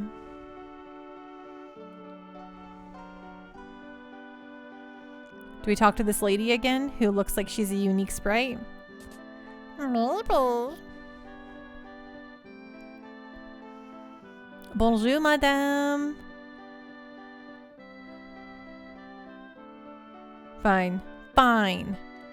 I'll leave you in your little school with your nice dining room over here. Dark Moon Shadow. I always saw his name as Hyper Caribou. Okay, thanks. I'll try to leave the town. Dun-dun-dun-dun, do, do, do, do.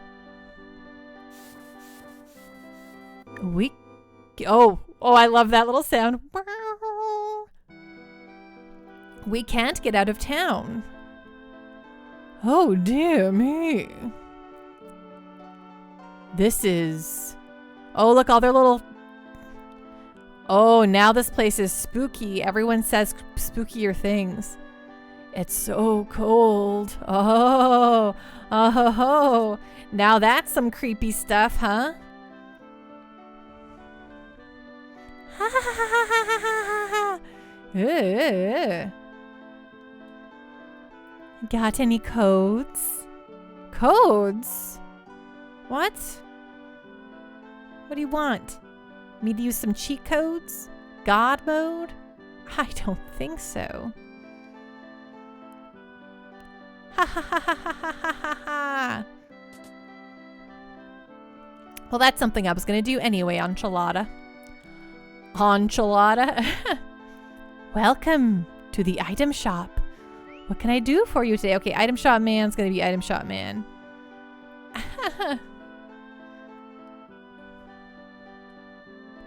That old lady. That old lady who lived in a shoe. Aww. That's nice, Neko and enchilada. It's so cold. Oh, they're making me chilly. I'm like, oh yeah, freezy, freezy. A bad illness. Dark Moon Shadow, this town is great except for one problem. You can't leave. Dun dun dun. Praise Saint Ava. You are believers of Saint Ava, aren't you? Don't worry, my name is Clarice. I'm just like you, a decent human being. I'll escort you out of town. Come this way. Oh, into the toilet? This is where all the believers of Saint Ava gather from all around the world. But everyone is acting strange. It's almost as if their souls were taken. Yeah, we're definitely at Hotel California. Venom, Lunar Silver Star Stories remains the gold standard for item shops. You are the only hope for the entire world. Take whatever you need, no charge. Also, Kyle still did nothing wrong. I think St. Ava Church takes the souls of people and uses them for the demon's energy. I am in this town acting like a believer to check it out. I'm in here. Oh, I'm in here. You can get outside from this toilet. When you get outside, please go to Cotland, which is south of Farmtown. Talk to my comrade. Let's fight this thing together. Now go. Okay, now we're a comrade. Got it. Will you jump in the toilet? Yes. Nice. Oh, nothing in here. Quickly escape through the toilet. Love it. Love toilet escapes. Oh, look at these guys. They are... Oh, man. Why is Nina out front again? Oh, right. Because I don't know why. Anyway, whatever. We'll just throw a typhoon down, I guess, and hope for the best.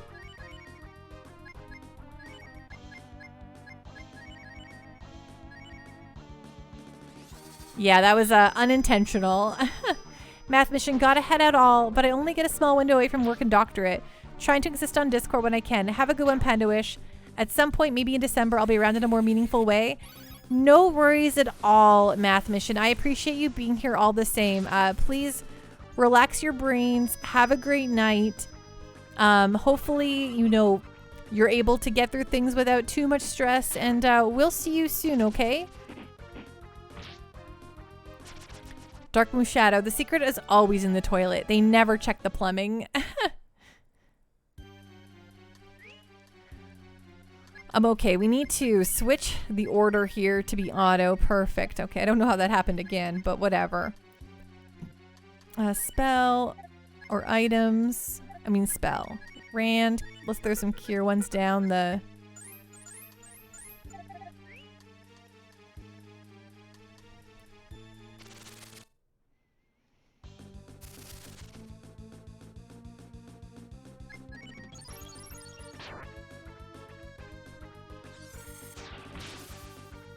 All right, Randy. Nina tanked like a champ. Let's see you do so too, right?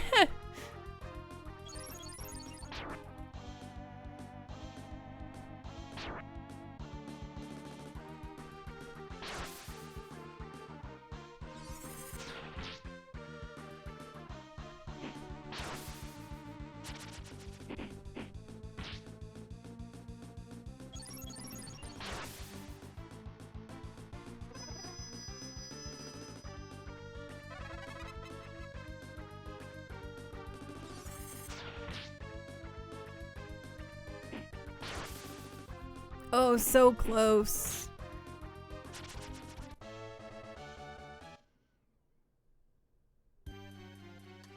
Nekomichi, I may have an important announcement. Checking in first.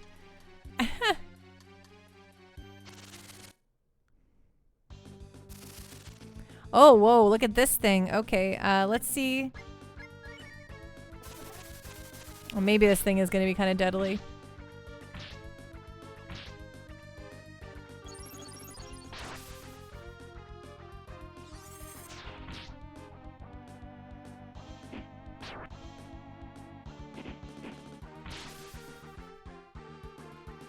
Okay, you attack.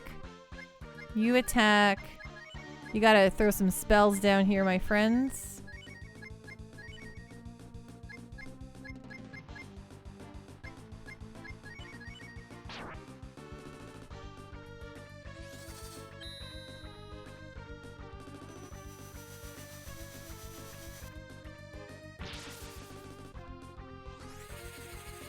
Nice. They do need to have some magic spells magicked at them. Of course, that's the way we do.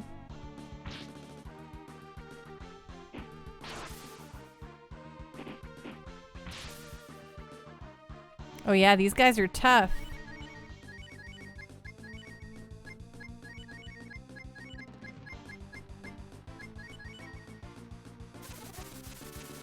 Okay, I probably should make sure I heal some folks in the next round.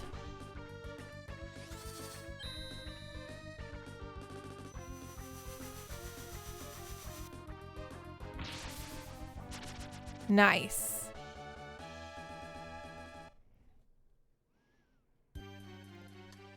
Venom. This guy's named Tony Tuff from Toronto. Nekomichi. Okay, cannot confirm myself, but I've seen this from 2 trusted sources. Okay, interesting. Oh, speaking of quick, I remember on Monday when we were talking about Revolutionary Girl Lieutenant, how I wish there was a legit way to watch it. Crunchyroll announced today that yes, we can watch Revolutionary Girl Lieutenant on their site, which is very good. I'm very excited about that. I was like, oh my gosh, it's literally just what we were just talking about. I'm so happy. Nekomichi, the Animal Crossing 2.0 update is live early. That's what actually I saw something similar, Nekomichi. Is that really true? Because oh my gosh. So okay, if it's up early, does that mean that also the Happy Home Designer stuff is also live? I've had mine pre-downloaded for a little bit, but it's taking forever to update. Fire Emblem Lord, yes. Oh man. The DLC is not up yet? Okay. But at least just the patch stuff is, which is very exciting. Maybe, I wonder if they're like, okay, a lot of people are going to be downloading the DLC and the patch on the same day. We wanted to stagger it, maybe? I wonder if that's the reasoning. But your friend Tavi said it's you, and you saw a photo of someone's screen. Yes, I've also saw some tweets saying that earlier, which could be very exciting. Okay, you attack. You attack. Okay, you can do a nice flame. And you will do a nice typhoon. Right, not you. Of course. Well, that's exciting. I'm definitely well and truly excited about that.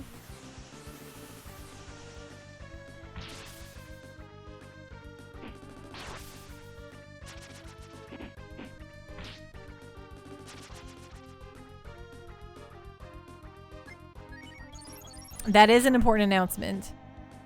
Artist Ray, finally done with updating my layouts. Like your stream layouts?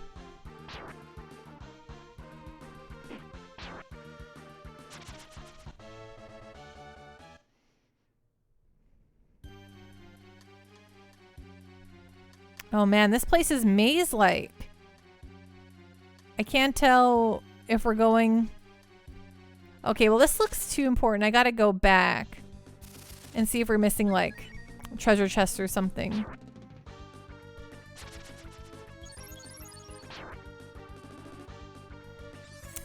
Nice, Artist Ray.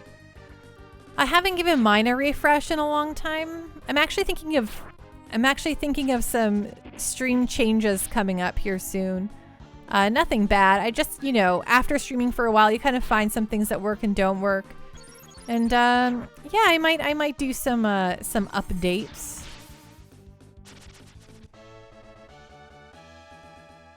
Nothing like extreme Venom, just, you know, there are things that I think work well and things that don't, and I might make some adjustments accordingly. Nekomichi Pando, may I do a bit of advertising? Yeah, totally, go for it.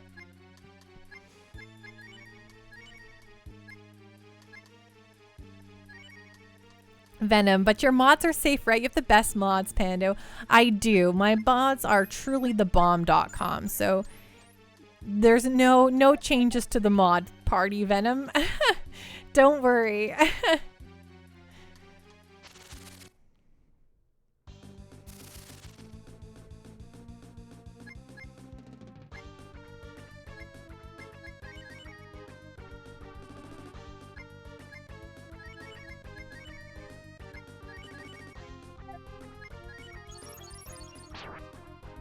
Nekomichi, on Sunday, I'm going to be doing a blind stream of Final Fantasy IV for Extra Life, supporting Seattle Children's Hospital. Oh, Nekomichi, that's so exciting. I'll definitely try to hop in if I can. I don't actually know what my plans are on Sunday, but gosh golly, that's so awesome. Jake, I'm going to get fired, aren't I? Of course not, Jake. Never, never. But Jake, I have a confession to make. I've remembered to send your postcard like 8 times in the last week, and I keep forgetting to do it. I'm so the worst. I even got like a little extra something to send along with it, and it's been sitting on my dresser for like weeks. Weeks. And I'm like, oh my gosh, what am I even doing with my life? And it's clearly, clearly I'm failing abysmally. But there is something fun I'm sending with yours, and I'm very excited for that. So just look forward to it, okay? That's all I gotta say. Maybe now that I finally, you know, have addressed it, I will do it this week. Tomorrow. It was $1 million. But I might add a new points redeem option, Venom, in chat. So even if you don't engage with the gambling system, there's still a chance for you to redeem for a postcard that way too. So I'll wait patiently. Well, it's maybe I'll just send it tomorrow, okay? Holy baloney, it's gonna be like Christmas.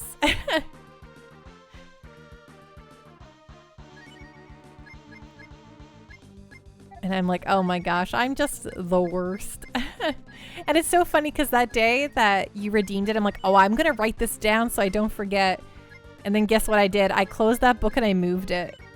And it's not even near me anymore.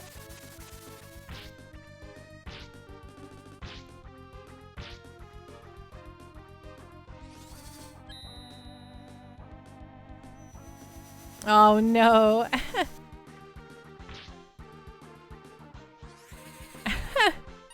Oh, Coke Zero.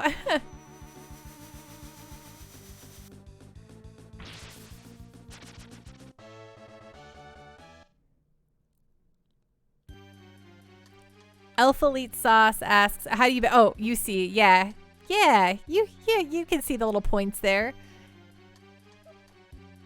Woohoo! Nice.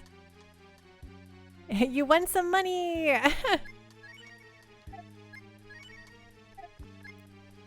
I still need to add stuff to that too for some fun redeems.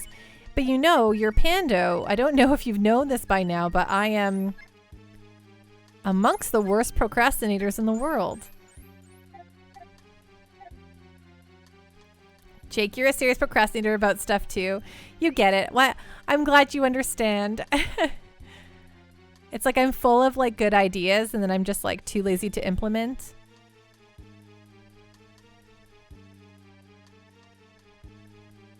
Oh my gosh. This place is a maze. I don't know if there's like good items in here or not, but I feel like I should just probably try to find the exit at this rate. Okay, attack. Oh my gosh, what just happened? Oh yeah, try Sonic Boom, I guess.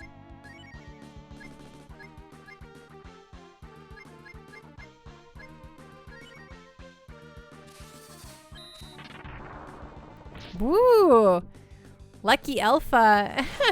And Alpha, how you doing tonight? Great to see you. What's going on? What's on the up and up?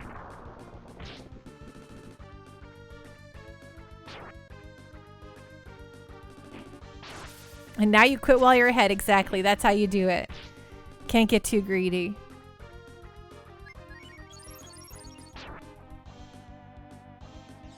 Alpha is dominating here at the Pando Casino. I kind of read that like an announcer in my head. Alpha is dominating here at the Pando Casino. What will happen next?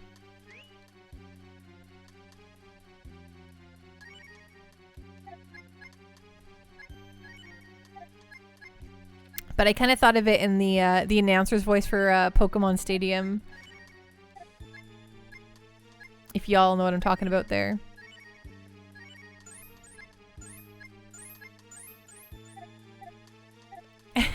Alpha, watch me get caught for counting cards and have my knees broken.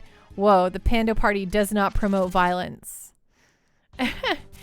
My goons will not break your knees, okay? My goons... It's gonna be worse than that. Just, just kidding.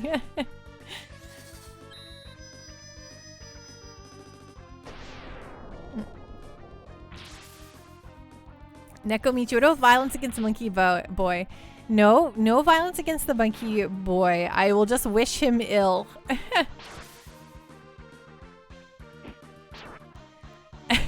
And next week, welcome to the Pando Party. Woo woo woo! Brought to you by DraftKings and FanDuel.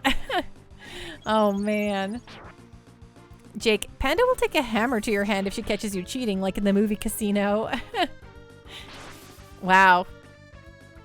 Alpha, this game brings back some memories. You playing Breath of Fire 3 next? So I'm playing Suikoden next.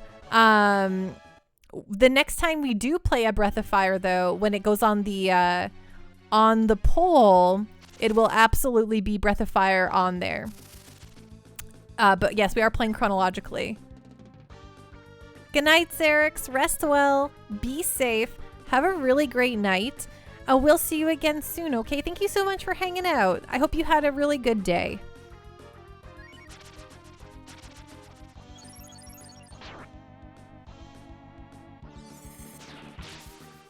You'll watch just for the music. Oh, Suikoden. Oh, so good. I just love looking at that game.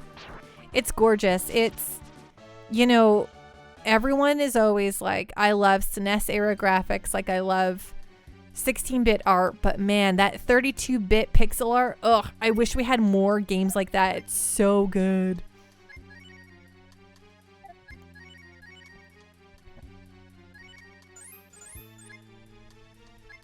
Like, so gorgeous and detailed. It just, ugh. Chef's kiss looks amazing. Right, Alpha? I was like, oh man, if I made a video game one day, I would make it with like the Suikoden style art.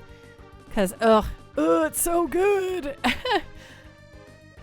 Like, yeah, I'm gonna like gush the whole time we're playing it. I'm gonna be like, oh my gosh, look at their little facial expressions. Oh my gosh, look at the animation for climbing up a ladder. Oh my gosh, look how they animated this. Y'all will be like, yeah, we get it. It looks nice. And I'll be like, it doesn't matter. I'm going to tell you more and more about how good it looks.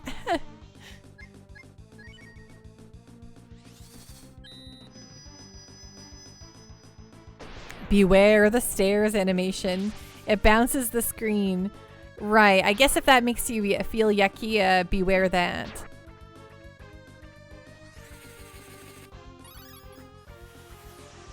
Alpha, I wonder if it would look cool to have like a 3D model with pixel art cell shaded into it for a combo 3D 2D look. You know, that's definitely something that could be really cool. Now Suikoden 2, yeah, Suikoden 2 just kicks it up another notch.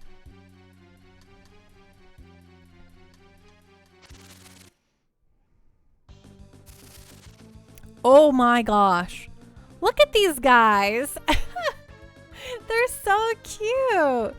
They're just like, I am a big old dragon who's gonna fight you. and I'm like, wow, okay. I mean, the Dina Bem. See you later, Dina Bem. Oh no, I'll see you later. I'm gonna bite you. Sorry, just talking to the NPCs, the enemy NPCs, you know. Whatevs. It's how we live. It's how we do things around here at the Pando Party. Isn't that Octopath's art style? I wonder if they're referring to something maybe more cel-shaded in 3D, but I might have misthought about it. Dark Moon Shadow. Alpha said how the Suikoden series just went massively downhill after the original creator wasn't involved. I mean, it's a Konami game, and Konami doesn't like games. I am very excited to see, though, the spiritual successor. I always forget the name of it, but I am so excited for it. Like the Octopath Traveler, Eiyuden Chronicles. Yes, Eiyuden Chronicles. Yes, please. Alpha, Konami doesn't like games. They don't. They hate them. They refuse to make them. They are they're a pachinko company. I think they also have some spas. Exactly, Artist Ray. Alpha, the only thing I hate more than games is gamers. It's true. It's really true. Konami, everyone is always like, I wish we got these things. I'm like, well, you won't. Because you know what? Konami doesn't like you or me.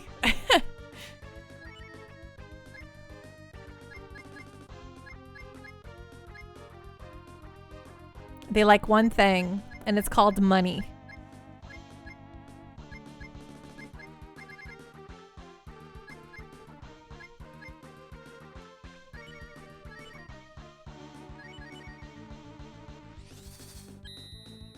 Nekomichi, honestly, while Suikoden 4 was weaker, Suikoden 5 felt just like the classic games.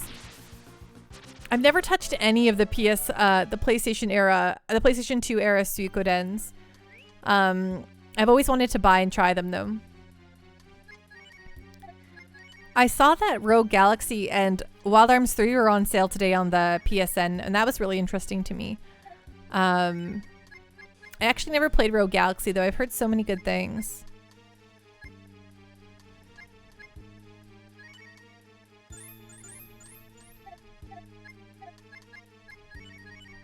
I own Wild Arms 3, actually, but I hit a bug that didn't let me proceed in that game, so I never actually beat it or anything. Rogue Galaxy is so good. Yeah, it'd be so fun to do that. Alpha, oh yeah, and a pachinko parlor was a license to print yens in Japan before COVID. Of course, I know. When I was in Japan, I remember walking past pachinko parlors and they're just so, like, loud and ring-a-dingin'. Devon Danger, how you doing tonight?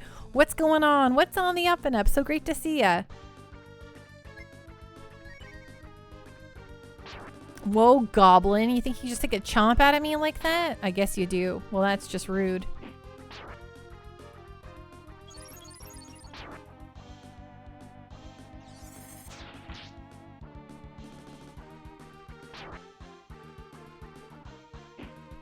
Trickster Mix, you have both those games? Nice. On the up and up is on the up and up?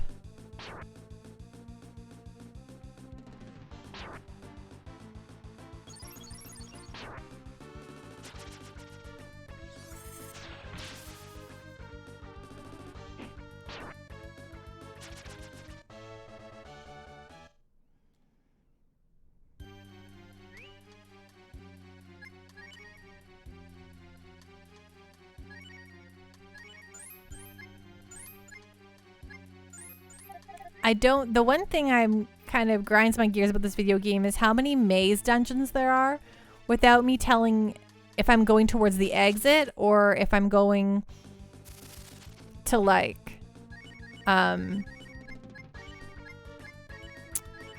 find treasure chests. Like I kind of like when there's a bit more of a tell, you know if you're going the right way or not. Alpha, first Wild Arms was cool when it came out, but then Final Fantasy VII came out 2 months later and it was the end of Wild Arms. Hey, I think that Wild Arms is still exciting and cool. I've actually I played Wild Arms 3 and liked it well enough, but like I said, I got hit a bug and I got stuck. But I can't wait to play Wild Arms on stream.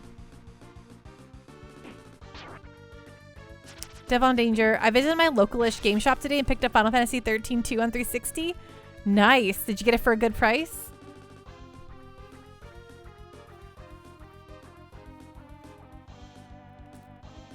Every time I go to a local game store, I almost buy lots of stuff. And it's a bad time. Though for some reason right now, PS1 RPGs are so hard to come across.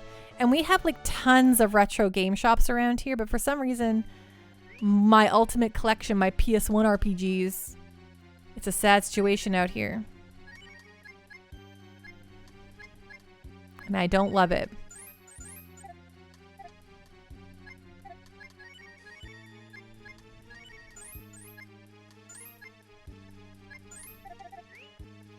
$9 an okay price. Yeah, that's not too shabby. Can't complain about that.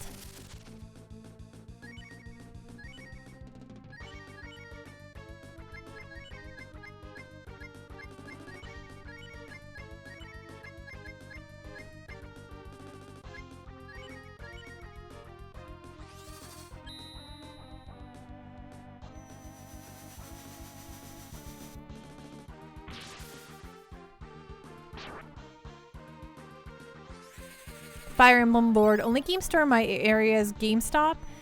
Yeah, I'm always feel bad for y'all when you don't have like local game stores. Thankfully, I don't know what it is about Edmonton. Like maybe it's just cold and people are bored, so they're way more into collecting retro games or playing them, or just way more into games. But there's just a really good retro game scene here, and we have a lot of stores for that kind of stuff.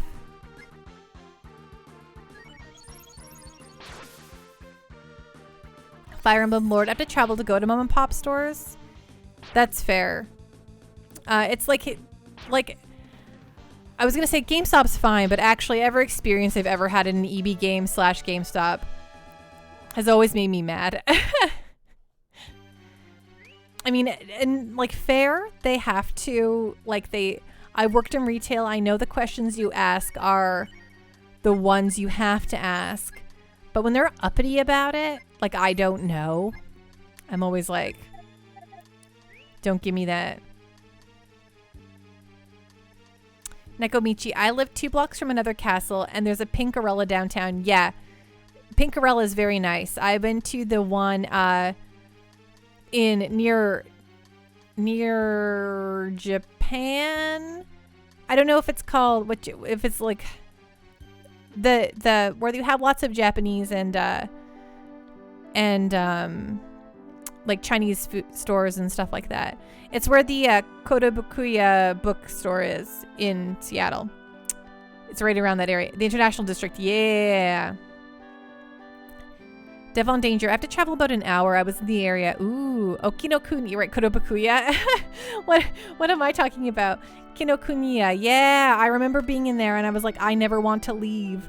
I want to be here for the rest of my life. It reminded me of being in Japan and I was like, that's my Pouty Panda voice. That's a lot of books. Devon Danger. GameStop really does grind their employees down. I think they may be getting better though. Totally. One time, here's my, in honor of Animal Crossing, I went into I used to work in the mall. And this is when Target was in Canada for a very brief period of time. And we had a Target in the mall and then we had the GameStop and I just got off work or I was on lunch. Either way, it doesn't matter. And I walked over to the GameStop and I was like, hey, do you have any Animal Crossing New Leaf in stock? And they were like, no, we're all sold out. You should have got a pre-order. And I was like, actually, I'm just going to go to Target and get it. So thanks, but whatever. And then I just walked, over to Target and picked it up. And I was like, maybe you should shove it up your noses, you jerks. I'm like, flip.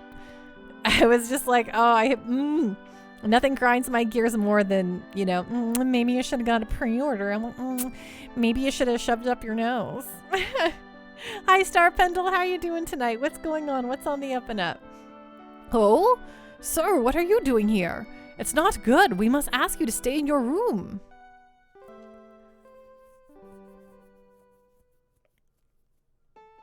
Don't mind me just complaining about going into GameStops. Game Detective, how are you doing tonight? I have always been lucky enough to have good experiences with GameStop people, but I honestly really miss there being other dedicated game stores. Absolutely. I mean, not to say the cliche thing, but it's absolutely true. Being a girl going into GameStop has always been just, well, it used to, especially, it's gotten a lot better now, but it used to be just the worst. And you would get like, are you buying that for your boyfriend? And you're like, no, and go away. Stop talking to me.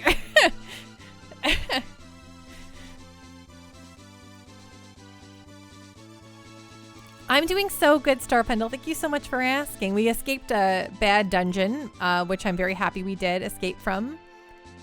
Devon Danger, that's when you fill out the surveys and submit your lotto ticket for a $10 gift card. I don't remember ever getting one of those. Oh, I have to have Nina in my party for this, right? Or Nina to do it. Alpha, that's just a slick way of a guy finding out if you're single or not. Oh, 3,000% of course, but it doesn't make it any less weird or gross. I'm like, I'm literally just here to buy a video game. Please stop talking to me.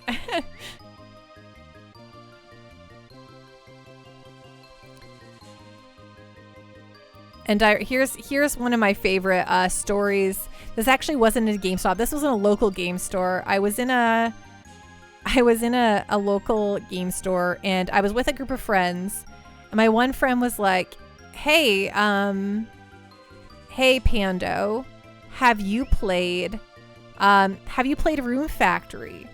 And I was like, yeah. And they're like, what's it like? I'm like, oh, I gave out, when someone asks you something like, you give them a very stripped down version of what it is, right? For like a quick elevator pitch, right? So I was like, oh, well, it's like a Harvest Moon with dungeon mechanics, right? I'm like, maybe a Harvest Moon versus with some Zelda's type combat. And then the guy running the till was like, actually, it's not like Harvest Moon at all. And I was like, well, you have a farm, you water your crops, you talk to the townspeople, you can get married. I was like, which of these doesn't sound like Harvest Moon? And the guy goes, oh, I mean, I guess I haven't played much. He's like, I guess I actually haven't played the game yet. And we were like, and I was like, okay. And then we all just left. And then everyone was like, wow, you just owned that guy. I'm like, well, like, what the? I was like, what are you talking about? And I'm like, what, was he just arguing with me for the sake of arguing? I don't understand. Actually, it's nothing like Harvest Moon. And I was like, actually, it is. So what? And that was a really funny day. I know, the subtitle of the game is a fantasy Harvest Moon. I know. Alpha, he couldn't stand that a chick knew more about him than the game, right? Yeah. I think that was totally like, it was so funny. It was, and he, you know, it was just a very funny day. I was like, man, get with the times, people. But it was also like a real feel-good moment. I was like, yeah, killing it.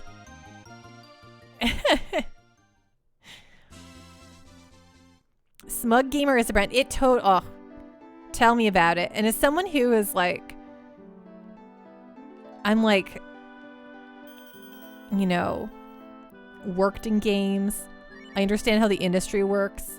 I've been an enthusiast for many, many, many years. I've had to, you know, constantly do the proving my gamerhood so much throughout my life. And thankfully it's getting like better and better as it's become more normal for, you know, women to occupy these spaces. But man, have I had to do a lot of like proving. No, Alpha. It's probably a lot easier to find out who your old Pando is. Star Panda reminds me of a voice actress talking about her experience at GameStop, how she was buying a game she was in, and the clerk assumed she was just buying it for a boyfriend or brother. Right? She's like, I'm actually in this game. Have you experienced this a lot, Neko?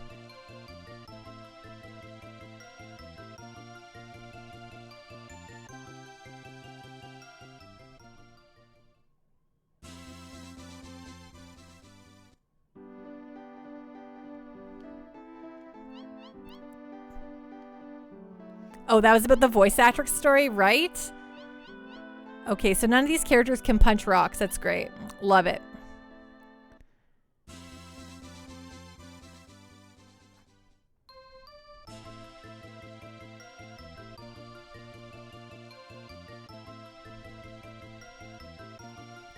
There was one time the first time I went to PAX. This is gonna be kind of a silly story because it's about Mario Kart Double Dash, but my sister and I were like super into Mario Kart Double Dash. We spent like hours and hours and hours and hours playing Mario Kart Double Dash. So I was kind of like a Double Dash expert, especially at this point in my life. And I was at PAX West, and we were in one of like, they had like the free play rooms. You could just go in and play whatever games are like set up on the consoles. And I had a couple of friends playing Rock Band, and I was just killing some time, and I saw, you know, a little Mario Kart setup, and I was like, oh, Double Dash. And so there was like 3 people playing, and I was like, hey, is it okay if I join? And they were like, oh, for sure. And they were like, okay, so this button makes you go. And I'm like, oh, thank you. Thank you for telling me how to go, right? I'm like, well, thank you. That's very helpful. And then I proceeded to win every single race. And they were like, oh, you've played this before? And I was like, yeah. I know. Pando must protect her secret identity, or her enemies will be emboldened and attack her loved ones. It's true. I gotta protect the moth and the Fleno. Gotta find Cliss Redfield. And I know it's like kind of a silly story because it's just Mario Kart Double Dash, but I was just like, and the A button is go. I'm like, oh, thank you. And then we rocked it. We showed them what was up.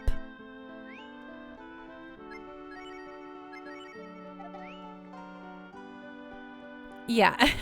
Oh crap.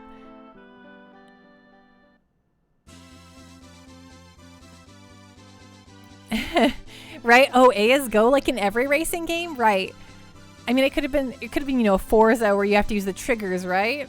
But it was just like, really? Well, no, I was polite. I was like, you know, sure, they're just trying to be helpful. They don't know. I could believe some clueless girl at a game convention. But sure, what, I'll give them the benefit of the doubt. I was like, yeah, cool, thank you. What? Claris told you? I see, come in. The boss should be in the barn. Okay, so we are a comrade. We are here, we are in. To put it simply, this town is for the people who dislike Saint Ava. Saint Ava is spreading around the world at great speed. At the same time, there are people becoming suspicious about it. Devon Danger, I am terrible at Double Dash. I need to get good one day. Oh, Double Dash is my very most favorite Mario Kart. There's something about the physics in that one that just feels so good. But it also helps that it was the first Mario Kart. Like, I'd played a lot of Mario Kart 64, but we never owned it. We just rented it a lot. But Double Dash was the first one that my sister and I owned. And that Christmas break, we just played non-stop Double Dash so much. We played it so much we would decide chores on, like, we'd be like, we have to do dishes. I'm like, well, whoever loses at Double Dash has to do the dishes. And then we'd play Double Dash to figure that out. My girlfriend went to the grand church and never came back. Don't you think it's odd that she hasn't even written to me? Yes, that is odd.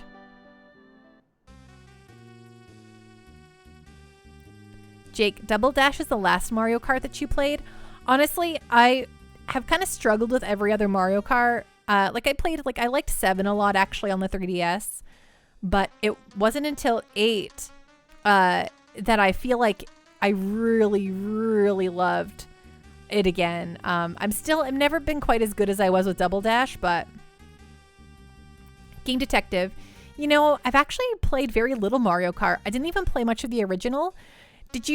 Okay, sorry if this sounds like a probing question or whatever, Game Detective, but did you have like a lot of siblings or cousins you got to hang out with? Because like, if I didn't have my sisters to play a lot of Mario Kart with, I probably wouldn't have gotten super into it, because it's truly the best if you have people to play with. 8 is the one for the Switch? Yes. And they have so much good like maps and stuff. I'm just like dying for them to add more to it, but I don't know if that'll ever happen. Alpha Elite, Super Mario Kart was the best due to the impossible physics created by the Mode 7. Yeah, Super Mario Kart is an exercise in futility for me. I'm like, what do I even do? What? Whoa! Oh, sorry. I'm the leader, Taiga. What can I do for you? We heard from Claris that you are battling with Saint Ava. Is this true?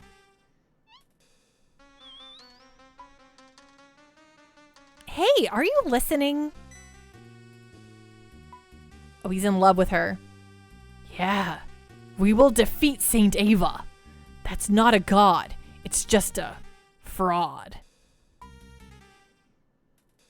In any event, you don't believe Saint Ava? Yeah. Hey, why are you coming this way? Sorry. And you guys don't like Saint Ava either. Yeah. Let's defeat Saint Ava together. You seem to be very strong. We do have plans to destroy the Grand Church, but we can't do it right now. To tell you the truth, we have no money. Our sponsor went to Thevestomd? What? To thieves? That's gotta be thieves? Tomb? Thieves? Tomed? Thieves? Am I just stuck in a skipped record here? But Devon Danger, I remember when I first saw Super Mario Kart as a kid, I was floored.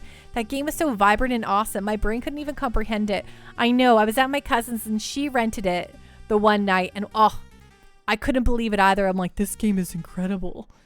I was just so enamored, and then it was just all over for me for Mario Kart 64.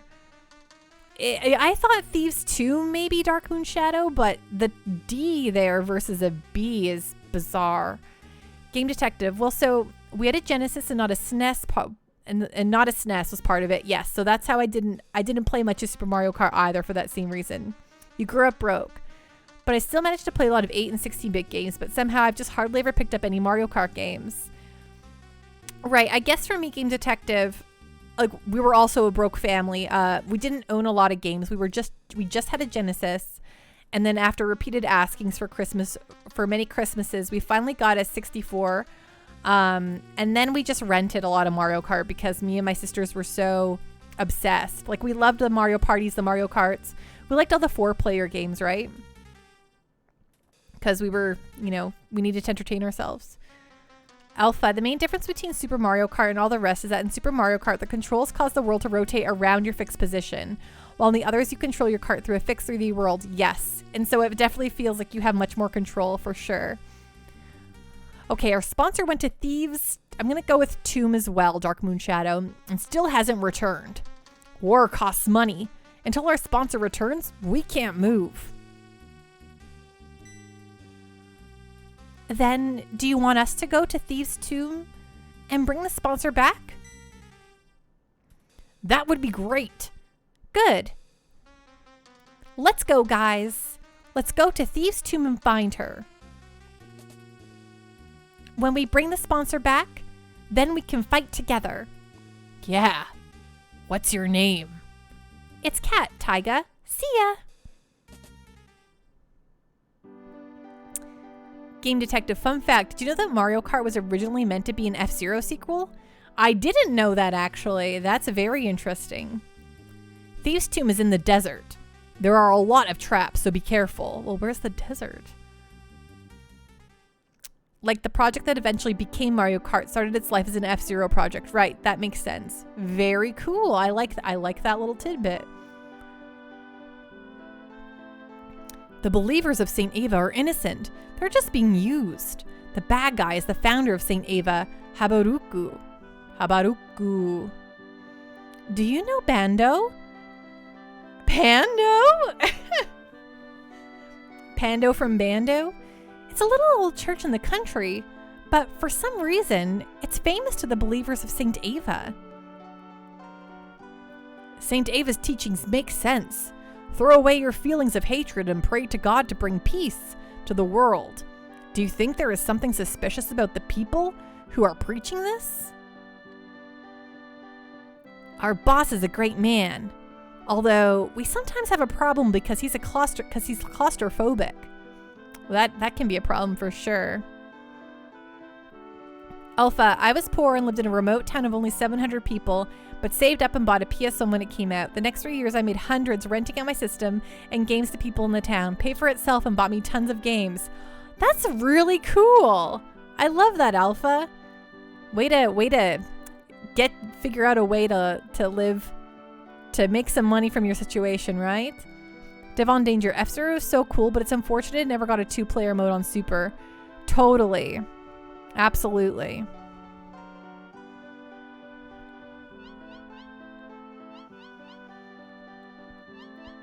I lived in a remote location too, but it wasn't that remote.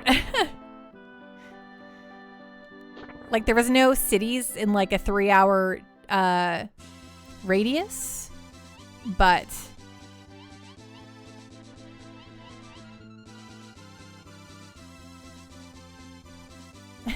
Pando from Bando who worked for Bandai, right? I wonder, do we have to, is the desert just to the south from here?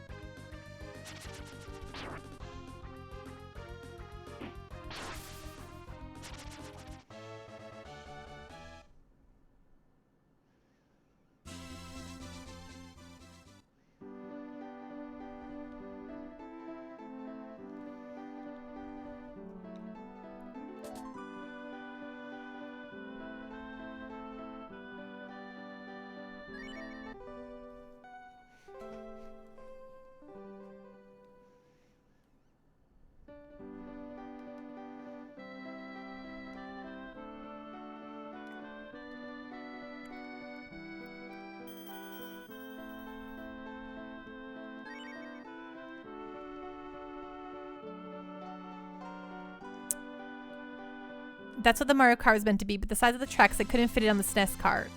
Devon Danger, I see. There are F-Zero sequels for the BS system in Japan, though. Still no 2-player, though.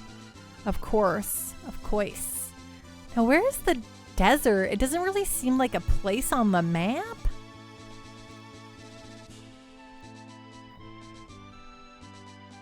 Is it south? Do I have to fly?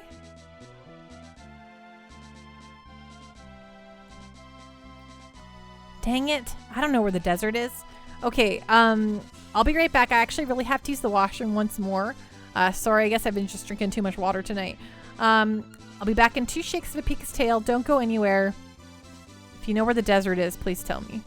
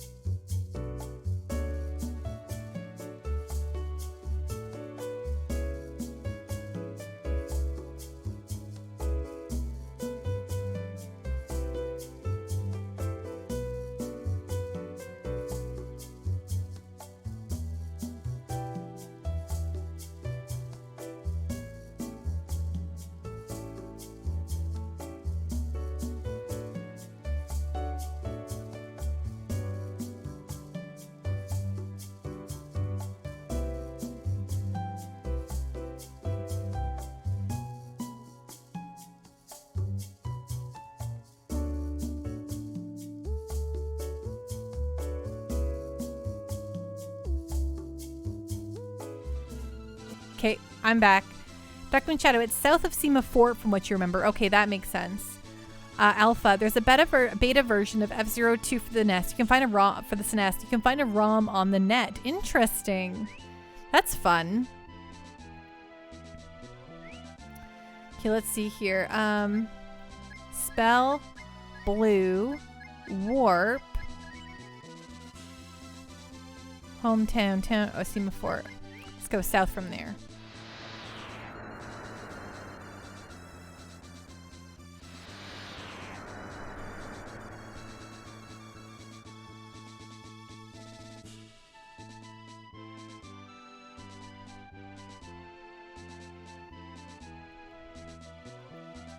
Are you looking for whale cakes?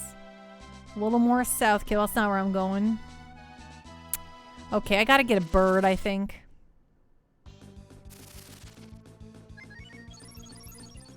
I might have to trade out Blue here, because I think I'll need Cat in my party. Or at least... Enchilada, F-Zero 2, you've played it? How was it? It obviously probably played like a beta, right?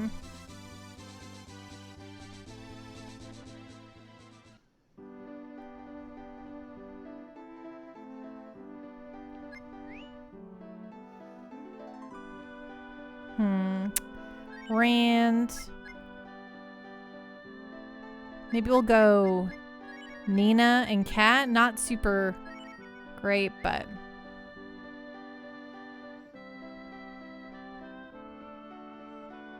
It's wrong. It's south of Sten's Castle. Okay, right. No worries. We're gonna fly there anyway, so...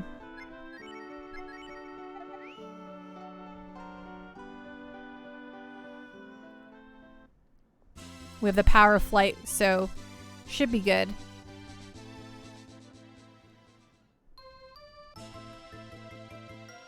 As much as I'd love my snake lady in the party, I think at the moment it's just not going to work out for us. Okay, ooh, all the way over here, okay. I believe I can fly. I believe I can touch the sky. Da, da, da, da, da, da. Oh, I watched The Nightmare Before Christmas last night because it's the perfect time. You watch it in November. That's the time to watch The Nightmare Before Christmas. Right after Halloween. Before Christmas. And heck. It was fun.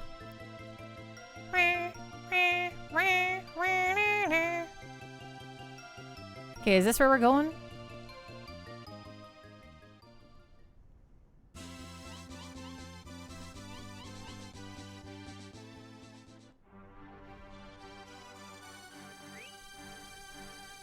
Oh yes, Thieves Tomed.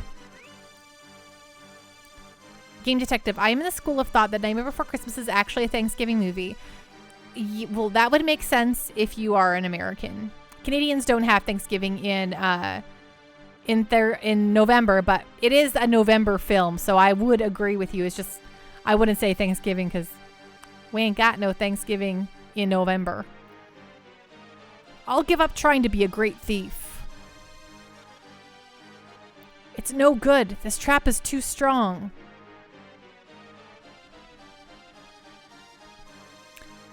This dungeon was created by Karn from the original game. It's so full of traps, so be cautious as you do things in here. Of course.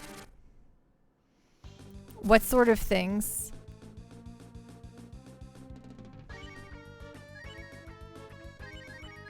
I'm not quite sure how to be cautious.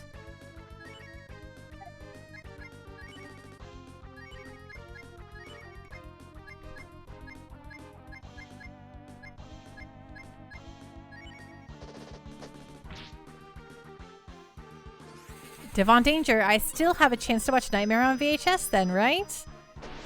Ghosts and goblins everywhere. Wow, that was easy.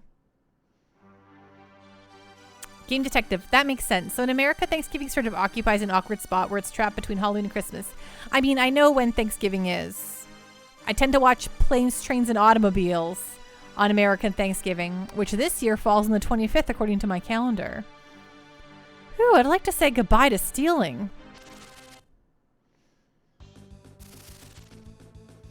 Ghosts and goblins everywhere.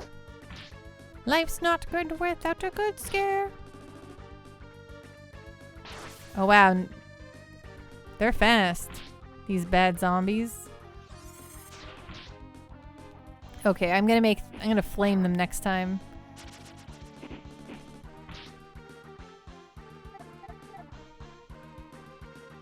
Game Detective. Nice. That reminds you. I need to check and make sure your birthday is in Thanksgiving week this year. Oh, are you born right around Thanksgiving? I know a lot of people in my life that are born around this time of year.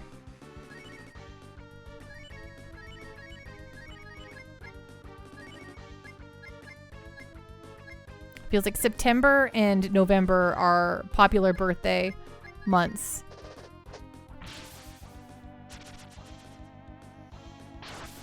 Oh, man. Oh, wow. Sweet. Yeah, you're right. That doesn't hurt, Cat.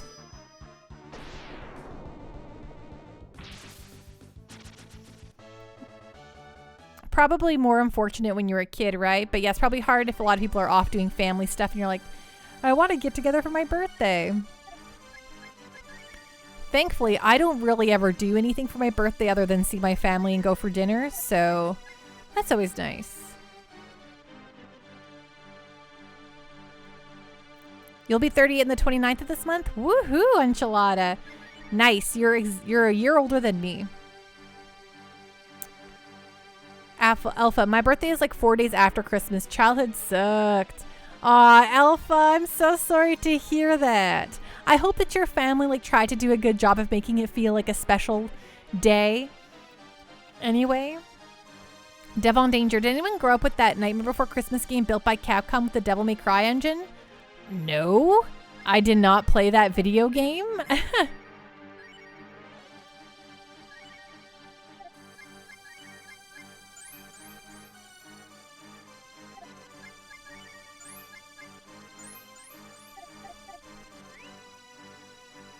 Nekomichi, I just noticed that Murloc switched sides on the chair. He doesn't. I usually just put it wherever it works out for us. Ooh, a banana DR. Nice. Oh, cool. That's pretty good getting this far. But it gets really hard from here. Do you want an explanation of the trap? Yes, please. Misfortune will come your way if you have an angry face. You may lose your money or be poisoned. If you have a smile, good things will happen. You may get money or an item. A healthy face is recovery. Which one's healthy? Everyone will regain their strength. With a strange expression. Okay, the strange must be the puckered up lips. There's no telling what will happen. It may be good, then again it may be bad. Do you understand? No, please don't repeat it to me, thank you. Good luck to you. Your goal is close. Well, if I want that treasure chest.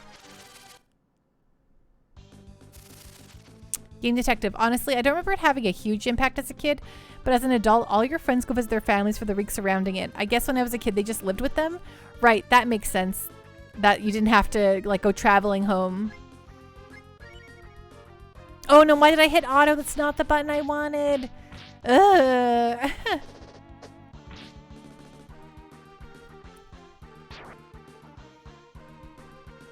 Well, that was just real dumb.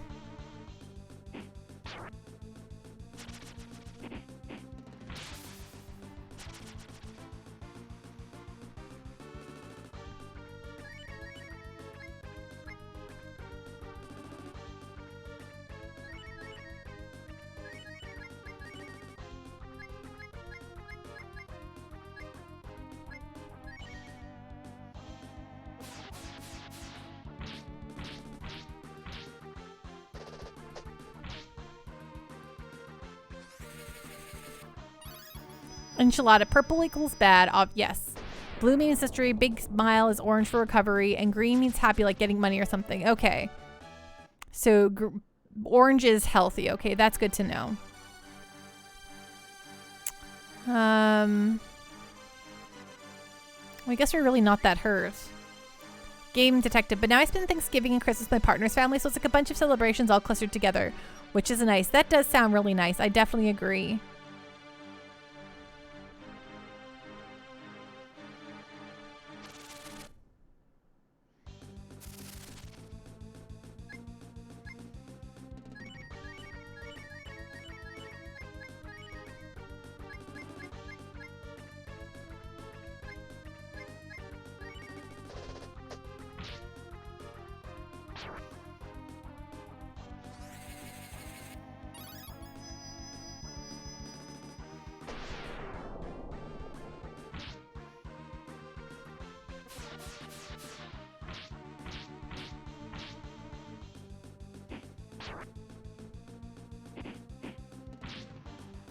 Devon Danger. Thankfully, holidays aren't a big deal for my family, so I never have to feel a compulsory obligation. I'm a big holiday fan, but I understand it not being a thing for everyone.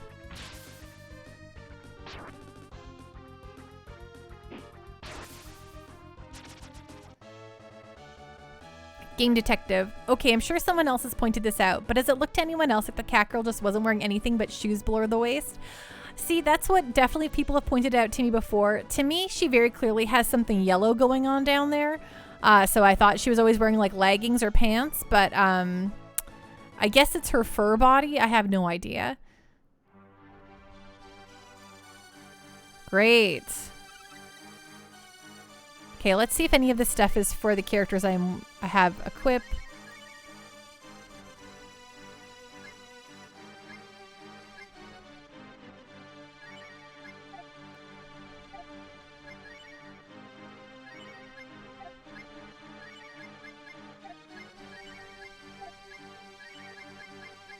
No.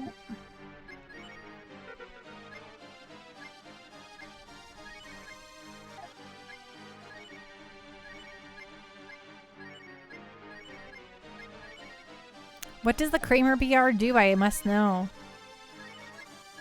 Tell me, tell me, tell me. Oh, I need to get rid of some stuff here, that's for sure. Avoid being a zombie. Oh, that's important. I'm going to give that to Rand, actually.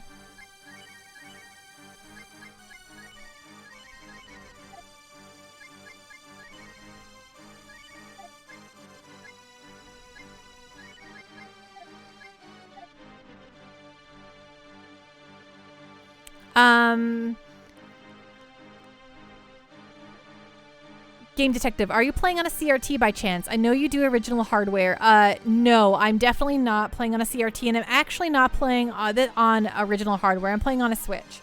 I don't do original hardware. I just do legit. So I try as much as I can to avoid emulators and such. And if I can play a game, legitimately, that's where I'll try to do it first. No, I don't have any qualms or like moral quandaries with emulators. I just like to try to acquire the games myself. You know what I'm saying? Apparently I'm a pirate. No. Pirate. That's all fine. Have you been enjoying Neo? Yeah, you can see that here, right? I started a little bit just the other day. I had played the demo, so I loaded from my demo save, and then I started a little bit more, and I've been really enjoying it, but I haven't actually had a chance to get into it too much, Starpendle. But I'm very excited to do so. Game Detective, that makes sense, especially if you can actually support the industry by doing it. Yes. Yes, that's truly what I try to do. Honestly, I also just like the ease of playing the games like through an HDMI port here, so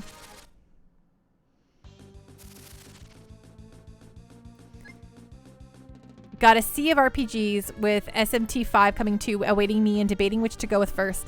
Me too. Shin Megami Tensei 5 comes for me on the 12th as well, so I'm trying to hope that I can actually have some time to burn through Neo World Ends With You here in the next couple of weeks, but we will see.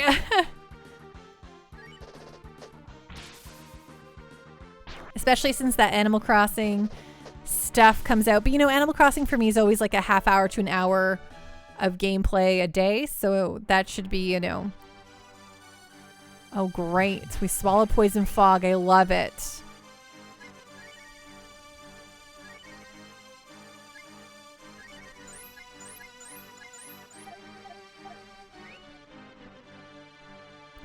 Let's do a full cure here.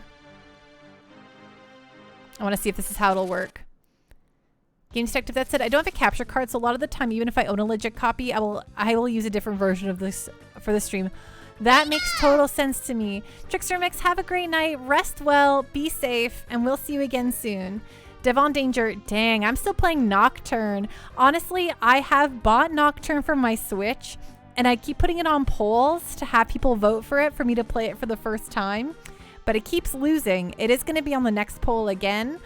When we start Suikoden, I'm going to put Nocturne HD Remaster on the poll to see if it will have a chance. But there's always something else that people hold really dear in their hearts for me to play. So, yeah, Game Detective capture cards are really expensive. So I totally understand that. I actually have a really cool, it's called the Genki Shadowcast. And it's a really lightweight capture device, which is really cool. Game Detective. Also, I want to stream Snatcher, and I'm 90% sure my mom has thrown my copy of that away, and I'm not going to try to get another one. Of course, of course. Yes, when it comes to things like 3DS games, 3DS, DS, Vita, PSP games where I don't have a viable way to stream those, I might have to think of alternative methods. Nekomichi,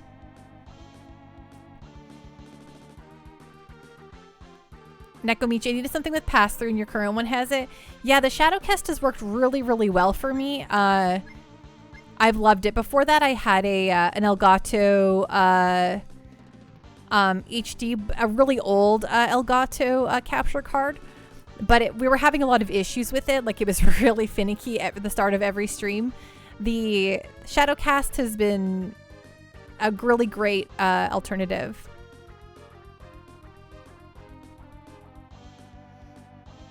Yours is an Elgato, it's pre-switch? Yeah, ours, the one I had was really old, and it was really giving me a lot of issues for sure.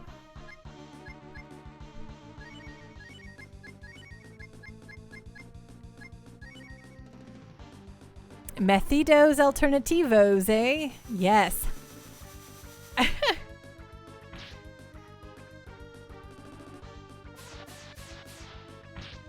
But I own the game, so I think it's okay. Good night, Bootless Pit. Rest well. Be safe. We'll see you again soon. Thank you so much for hanging out with us. I really appreciate it.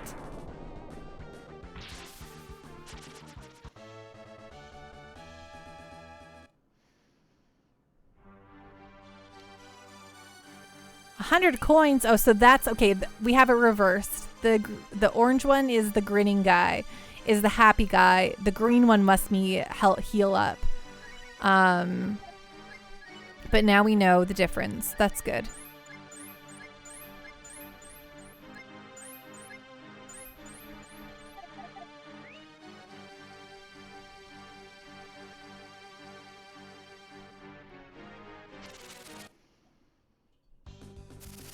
Yeah, recovery, let's go.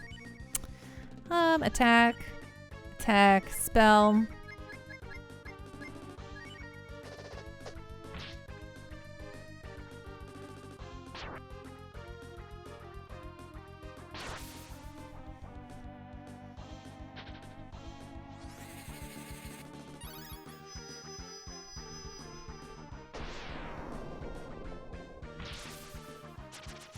Nice.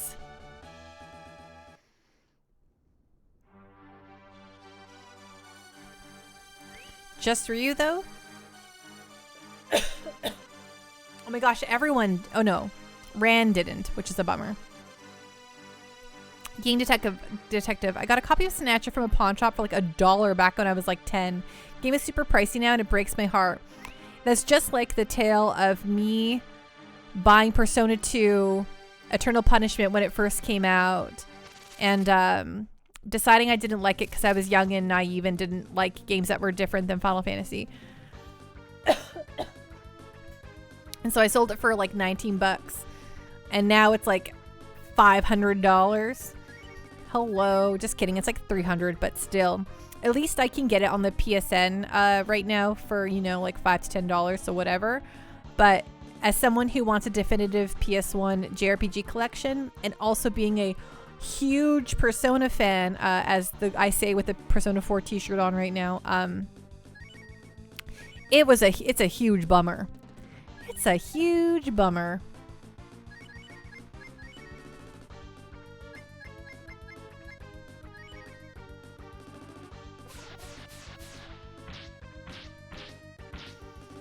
Nekomichi, I got a slightly scratched no-case copy of Suikoden for $5 once.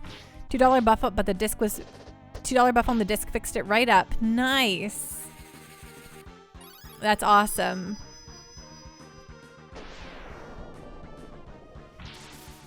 Devon Danger, I was going crazy trying to figure out why my capture card wasn't accepting 4080p.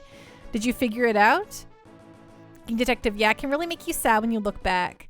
It can. Thankfully, I have not sold too many more of my games. Every other game I've gotten rid of is a game I truly know I will not care about. But man. Devon Danger, yeah, the market is ridiculous now. It should level out eventually. I agree. I think it will too. Especially since it's kind of come to light that a lot of those really extreme prices that were happening on eBay, like that sealed copy of Mario 64 that was going for like, that went over $1 million. And it was kind of revealed that it was actually like the people who are running the auctions trying to overinflate the prices, when anyone in their right mind would know that a sealed copy of Mario 64 isn't the hardest thing in the world to find, and it should not, by any stretch of the imagination, go for over $1 million. So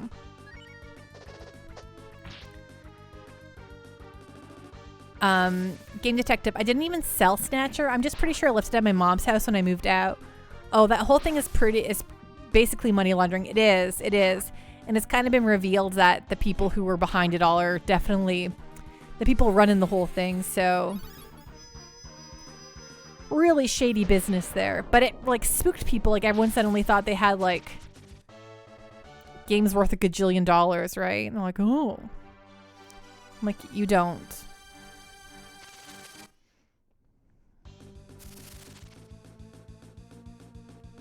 Nekomichi, this is actually your second copy of the game, so you sold it to your neighbor who's in your living room right now, lol. Witcher Mad Max, how you doing tonight? What's going on? What's on the up and up? So great to see you.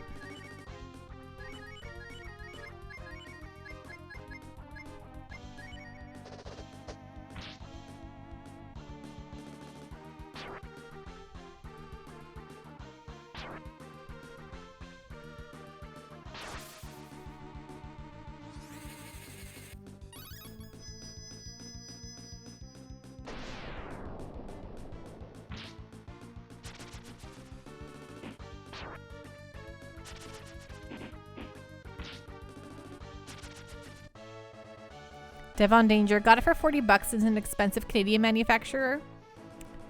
Witcher Mad Max. I'm doing fine. I'm playing Trails in the Sky SC. How are you doing? Oh, man. One of my favorite modern games, Witcher Mad Max. Hope you're enjoying it. I'm doing really good. Thank you so much for asking. We're in this real pain in the butt dungeon, but it's going to be okay. You are? That's so good to hear.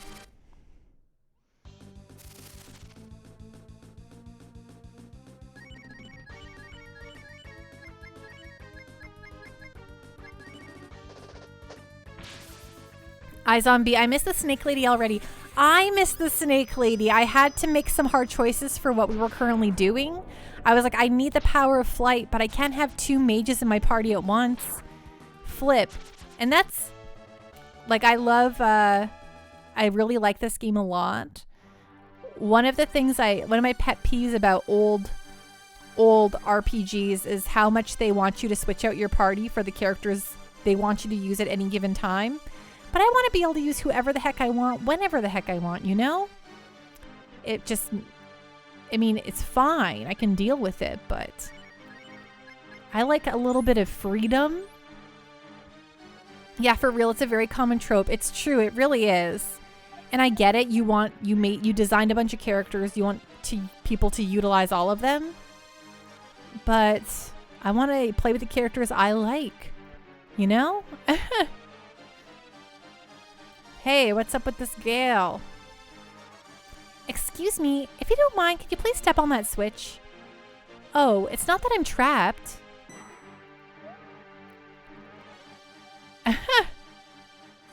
Bye, little thief. Thanks so much for the lurk, Gang Thor. I appreciate it. Patty, giggle, giggle. Now I am the greatest thief in the world. Ah, it's empty? Why? Oh my. Ho ho ho. As may have been expected, it's a thief's grave. There seems to be a lot more riddles.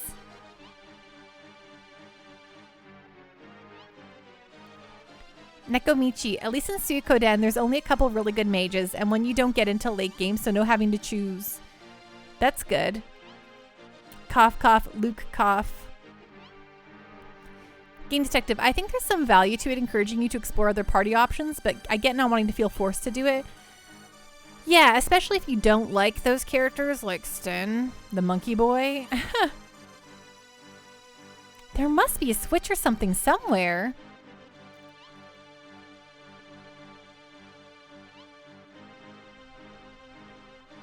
After carefully checking inside the box, she finds a small switch.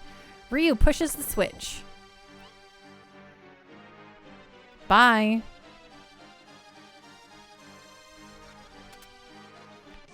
Ryu obtained the evidence. The evidence.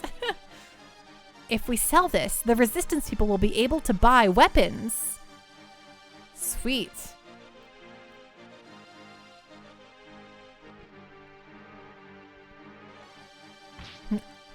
Oh, excuse me. It wasn't a trap after all. I'll be going now. She took our evidence, didn't she?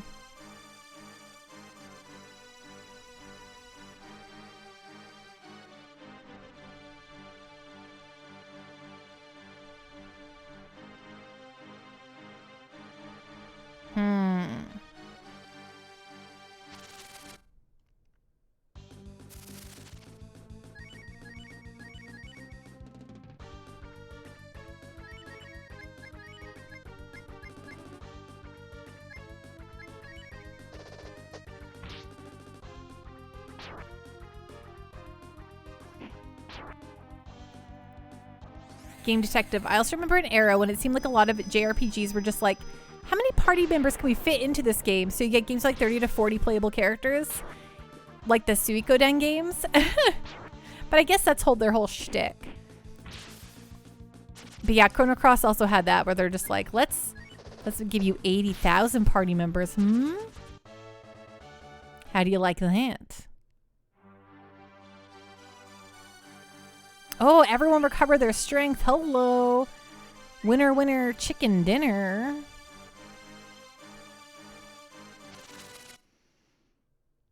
Suikoden are 108 characters, right? The 108 stars.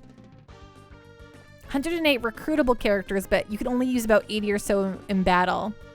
Gamer Jam, wait till you see Chaos Wars. Game Detective, Chrono Cross was the one I was thinking about. That and Radiata Stories, which didn't even try to balance them. Oh, I have Radiata Stories and I've never got around to finishing it. I played it a little bit. Witcher Mad Max, and then Fire Emblem came and said, what if we can date them, eh? Right? They're like, y'all kids like them personas, hey? What if you like going on dates with your characters? Why not let you date all these other characters too and have children and then have it be a multi-generational thing, right? Enchilada, Trails of Cold Steel 4, cough, cough, too many characters. Yes, but also, like, hell yes. I love Trails of Cold Steel so much. Pear Bear, what if Dragon Girls you can date? Mojo Jojo.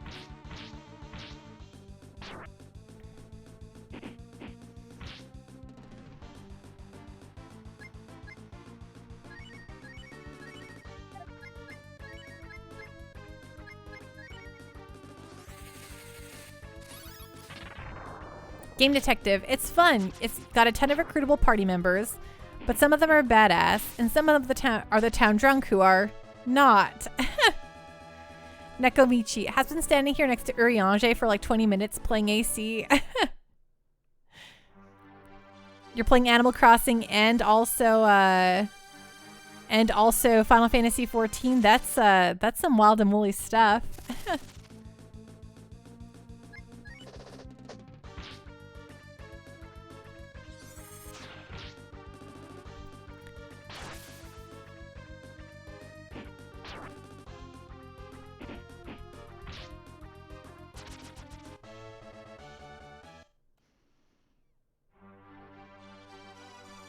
You're getting all the new stuff from the Miles Redemption? Oh man, I'm so excited about all that. Okay, now we're poisoned again, which is just great. But at least we have all of our AP got restored, which is always nice. Who took the big hit? Yeah, it was Nina. Okay.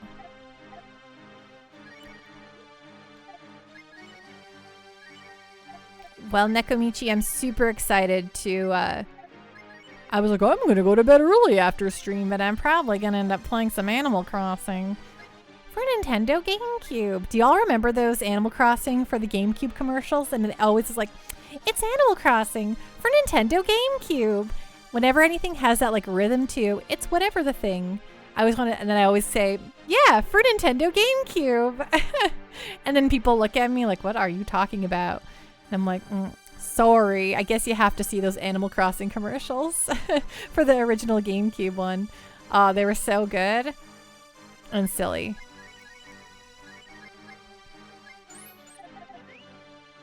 They had the Animal Crossing e-reader cards.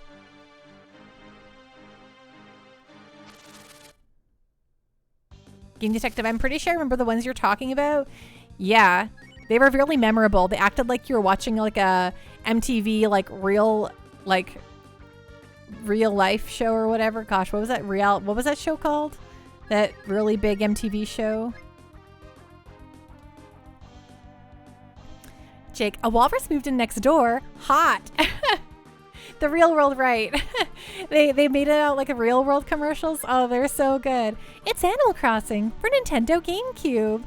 Jake, that's the one I remember the most. Oh yeah, that's so good. Oh, that was some good marketing. It definitely made me obsessed. I couldn't wait to play that stupid game. I was like, this is exactly what I need in my life.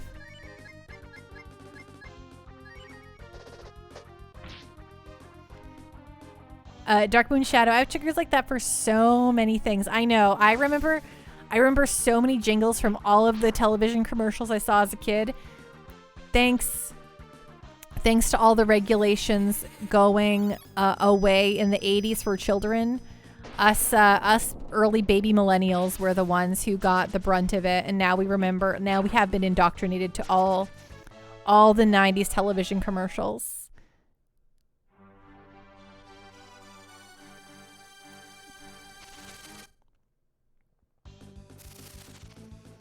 Like, I can still sing an entire Barbie commercial. Have you heard the news? It's cut in style Barbie. Now you can do what you never did before. Snip, snip, snip, and snip some more. For the very first time, cut as much as you can. Just like magic, she's got long hair. Clip it and snip it, add some style, and then we've only just begun. Cut in style Barbie. This is fun.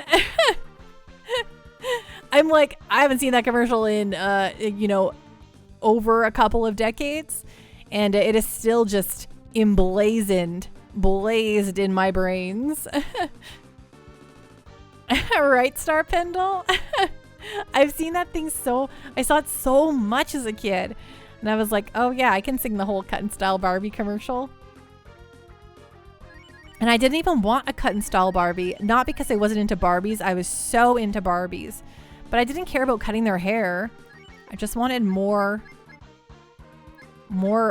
cool outfits. Oh, the House Hippo commercial for sure.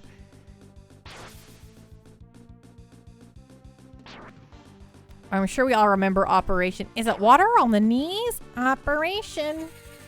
I don't remember everything else from that, but it's like, Operation. I'm the doctor for you. Nekomichi, how about the Fox Kids holiday lineup commercial jingle? Never saw that one, no.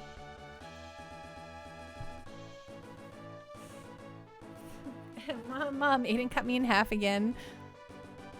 There was a pretty great Connect 4 jingle. Ooh. Goron Megazord. Hey, Pando. Hey, Goron Megazord. How you doing tonight? What's going on? What's on the up and up?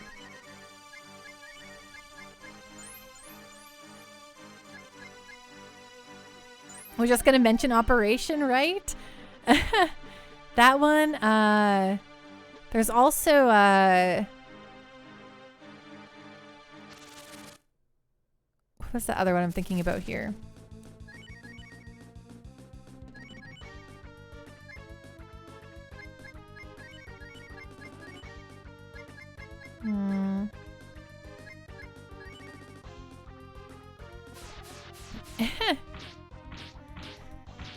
Crossfire. You get caught up in the crossfire. It's zany action. The fun is catching its mousetrap. That's the one that really stuck with you? Yeah, I remember that one too. And Crossfire, you beat me to an enchilada. Don't you put it in your mouth? Nuh-uh. Don't you stuff it in your face? Oh, the Marine World one? Oh, do you mean everyone loves Marineland? Niagara Falls, Ontario. It's always a fun place to go. Seeing friends you missed, a great big kiss. Everyone loves Marineland. Friendship Cove, Marineland. Hey, Jump Blast, how are you doing tonight? What's going on? What's on the up and up? Ugh, I don't want to get caught in those thingies. Darkmoon Shadow. I remember the Final Fantasy VI commercial was only like, bzz, next. Oh, I never saw much video game commercials. I missed out on a lot of those. And you remember the Connect 4 song? Game Detective was remembering it, but I can't remember that off the top of my head. Jake, did you ever go to Marineland? Actually, so when I was in junior high, or like grade 8, we had a thing called the grade 8 Toronto trip where we went away for a week to Toronto. And Marineland was one of the things we did. And I have to say, Marineland kind of sucks. Jumplust, how was your Halloween? My Halloween was really good, Jumplust. I went and saw The Last Night in Soho, which was a really fun movie. I then went out to my sister's because I had to get my winter tires put on the car, and her fiance did that for me. And then I what did I do? Oh, and then we played a Mario Party and ate spaghetti, which is really great. Teenage Mutant Ninja Turtles, Teenage Mutant Ninja Turtles. Heroes in a half shell, turtle power, of course, enchilada. Nekomichi, page 1. Mog surrounded by 6 giant monsters. Doesn't seem fair, does it? Page 2. Mog surrounded by 6 piles of ash. Who says life is fair? I don't remember that one at all. Enchilada, Mog kicking butt as the Final Fantasy VI commercial is fantastic, is classic. Oh, that sounds awesome. Game Detective Nekomichi, that magazine ad was one I remembered forever. Oh, wow. Jake, well, that's disappointing. That Marineland was not very exciting. I think it's because I'd been to Canada's Wonderland multiple times on like family trips with my dad.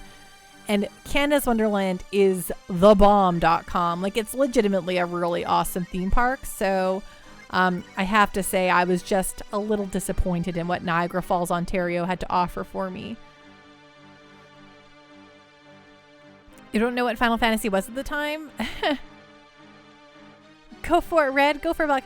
Go for it. Connect 4. Oh, yeah, now I remember it. Go for it. Connect 4.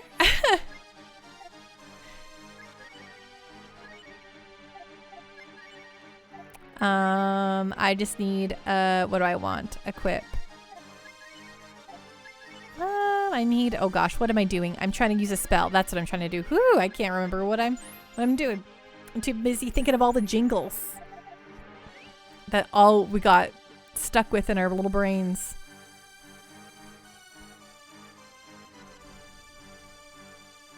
Oh, that's so annoying. Literally right there. Doesn't move, and then it moves. Just walk past it. It's okay. There's no things here that's gonna get us. Oh no, don't get me. Oh no. Oh, go. Oh no. Oh, Finnegans. Oh my gosh. No. Sorry, excuse me.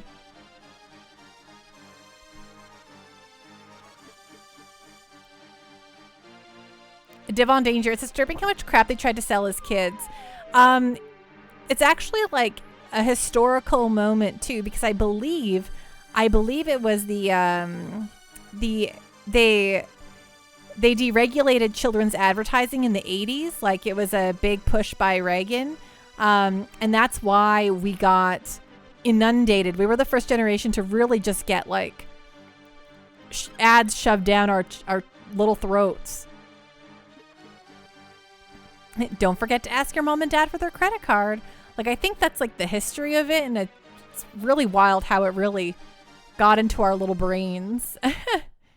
Yeah, well, yeah, Canada was affected because we have so much American television, and also we tend to like to do a lot of things that America does. Like, I think Canada had to have a lot more like public service ads on television, which is what we have a lot of memories of that stuff. But yeah, we definitely had that. Game Detective, yeah, you had a really interesting relationship with video game magazines because, again, we were broke. So I would do a lot of reading ads and imagining the games. When I started streaming, the plan was to play through games that I had seen ads for but never gotten to play. That's okay.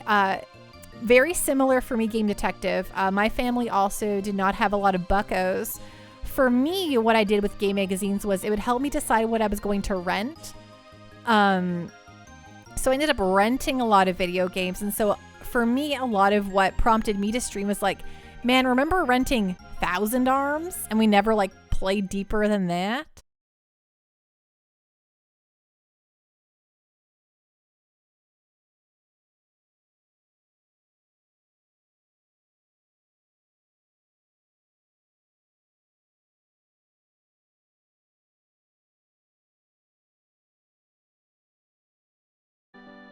Oh, we're back. We're back, everyone.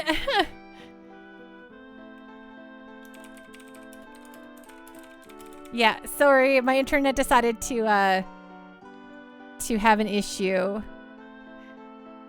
Wahoo! Devon Danger, oh no, the corpse of Ronald Reagan heard Pando talking trash on his deregulation scheme. Thanks. Thousand Arms, that intro song, Thousand Arms is honestly one of the most like games I remember, and I gotta go back to. Restored, lobsters thwarted. Oh no, Nekomichi, why are you frustrated?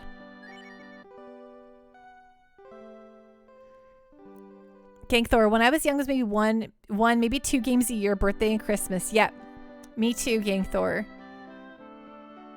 What wasn't like I got a job right away when I was 16. Actually, I was 15 when I got my first job, so that's how I was able to get a lot of my games. Like I just had a little extra income, you know, like a little $170 a month, right? But that was just my Pando money. So, so as you know, when you do that, I went and bought video games for myself. And that's how I started with a cool PS1 collection, because I was like, I have little spending amounts for myself. I'm going to buy video games when they come out. So that was really helpful. You accidentally hit buy instead of look closer with red. I shut off the game. I'm hoping it didn't save. Game Detective. I love Thousand Arms, but it is mechanically very simple. So as good as it is, it's not nearly as fun as I remember it being. For sure. For me, it's just kind of like a walk down. It's like finally a game I like visited a lot in my youth. Finally being able to like put it behind me, right? Gangthor, the first game I bought with money I saved up was Final Fantasy for the NES. Ooh, nice. That's awesome. So my very, very first paycheck I ever got, I bought a CRT TV, which is, I still have that TV to this day. It was a little 17-inch. I bought a PlayStation 1, which it was at the end of its life cycle. The PlayStation 2 was coming out the next year, so it was relatively inexpensive. And then I bought a memory card and Final Fantasy VII. Those were my very first purchases with my very first job.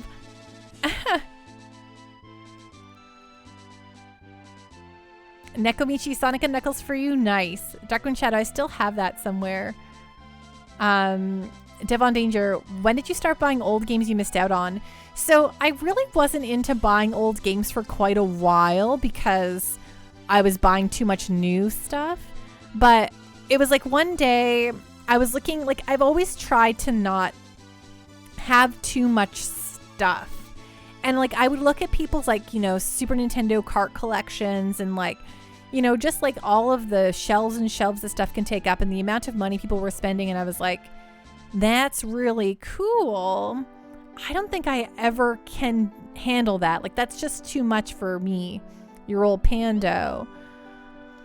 But upon giving it a lot of thought, I was like, what if I had the definitive PS1 JRPG collection, since that was what meant so much to me.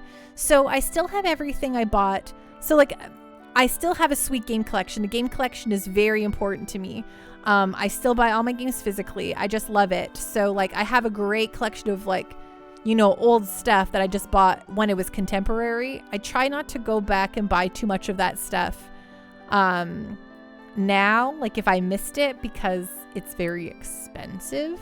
But I am actively trying to collect a definitive PS1 JRPG library.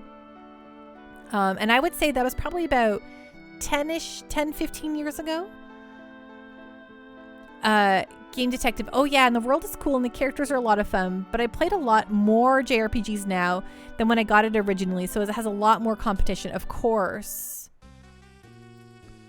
Fire Emblem Lord. I don't remember what game I bought with my own money. Aw. Mr. Bubbles, but then that comes to quantity over quality. I mean, that's what I did. Rent games and buy what I wanted, but Blockbuster and other video stores don't exist, and you'll be lucky to find video game exchanges for classics. It's true. I'm lucky to live in a town that has a lot of retro game shops, though. And hey, Mr. Bubbles, how you doing tonight? What's going on? What's on the up and up? It's so great to see you tonight. With your Mad Max. I did start collecting games for a while, but stopped because it is expensive, and I am more tempted to play games than collecting them. It is very expensive, so I try to be very particular with it. But I do like having a physical collection. Gamer Jam, Breath of Fire, Dragon Quarter. Oh, nice. That's a fun one. Or I've never played it, but I'm saying that's like a cool one to have be your first one. Enchilada, Mario Kart 64. Ooh, I never owned it. I've never owned an actual card of Mario Kart 64. Mr. Bubbles, doing all right. Watching you and Trash Kitty at the same time. Nice. Well, those are two great streamers to be watching, Mr. Bubbles. Hey, thanks. Because of you, the sponsor has returned. Then you will fight with me as promised. Of course, but I have something I want to decide first.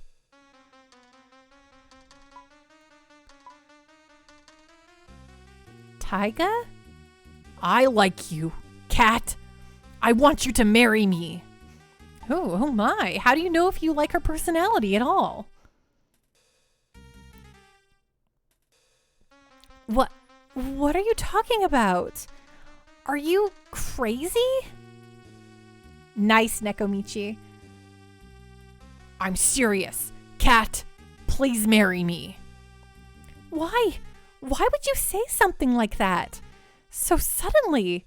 Because we're from the same tribe? That may have a little to do with it. But I wouldn't fall in love because of something like that. Devon Danger, I started putting together a small PS1 RPG collection about 4 years ago when things were more normal. Got Parasite Eve and Vagrant Story for reasonable prices. Yeah, I think I have like a really hefty, nice collection on my own, like from just buying things contemporarily when I was a youth. So I like some of the things I got for myself when I was like young that were regular prices because they had just come out was like, you know, Dragon Quest VII and I had the Parasite Eve. Obviously all the Final Fantasies and like Xenogears. I'd bought that like fresh and brand new, which was really exciting for me to have some of like those harder ones to find. Some of my bigger finds since I've been collecting is like I got Suikoden and Suikoden 2 when I was working at a retro game shop when I was assistant manager there. If something cool came in and you wanted it, you were able to put it on hold for yourself for like a couple days before having to put it on the shelf. So when Suikoden came in, I was like, hello, that's me. I'm taking it. And it was in just perfect condition, perfect shape. Mr. Bubbles, I'm just waiting for the right time to sell my Panzer Dragoon Saga and system with memory card. You're just the right perfect moment, Mr. Bubbles. When will that be? It's like 2K used on eBay. Gamer Jam, I have Shining Force Exa. Nice. That is cool. Okay. Excuse me. I need you for a minute. Once I get it in my head, I'm not one to pull back. Gangthor, I bought Suikoden for $5 used in early 2000. That's not too shabby.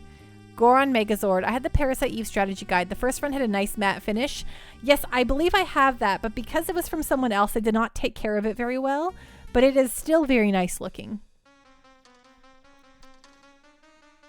It isn't very good. It looks nice. The combat is very bland, of course. Wait a minute. Ryu is a friend.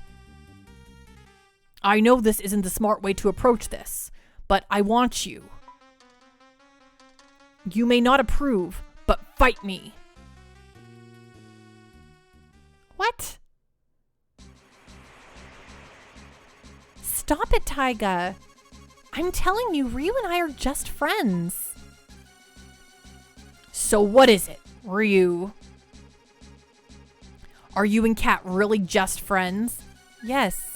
So that means you are for Kat and I getting together? Is that okay with you? Yes. Oh, good.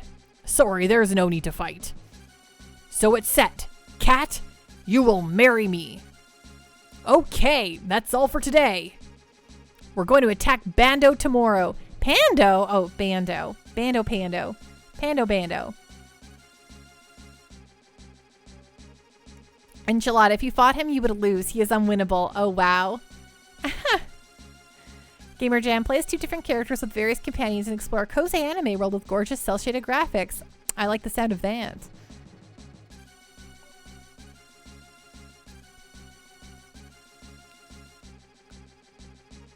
Mr. Bubbles, yeah, you gotta be careful with the crappy Sega Saturn memory card. Your original one fried and only your Game Shark one works now. Dang, that's always a bummer. If you want a Diablo-like game with weeaboo graphics. Dark Moon Shadow. Protag gets roped into character issues, right? And what cards do to mods in the beginning to make yourself broken with card mod? Yeah, the Game Shark did save your butt. Get a good night's sleep tonight. Doesn't Kat have a say on whether she marries you or not, Taiga?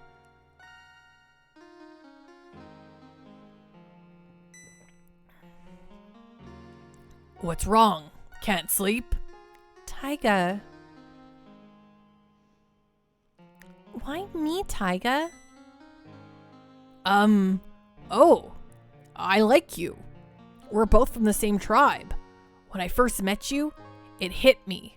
I wanted to make you mine. Are you mad? Oh, no. I'm happy about the way you feel about me. You're strong. You're a good guy. I like you too. You guys have barely said 5 words to each other. Then there's no problem.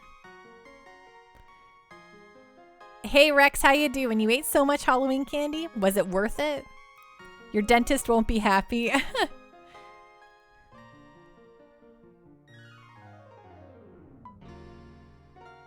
But Taiga, or he will be that you gets to make a lot more money off of you. I think being in love is different. I don't think that what we feel for each other is love. I don't understand. Anyway, when we attack the church, please stand by me. I feel I could do a good job if you're there with me. Sure. I mean, what really is love anyway?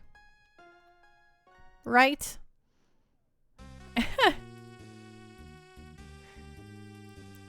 You slept well. Our unit is already headed to Bando. Please come with us now. Nina's already in my party, so we'll definitely put in blue, of course. I mean, I could figure that out, Enchilada. I'm the sponsor, so I don't fight. I'm going to rest for a while. Great. Good.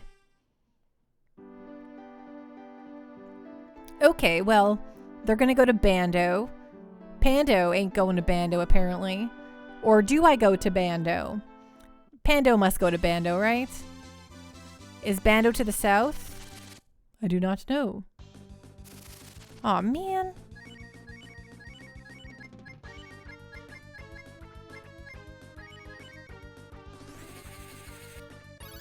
Very south? Okay.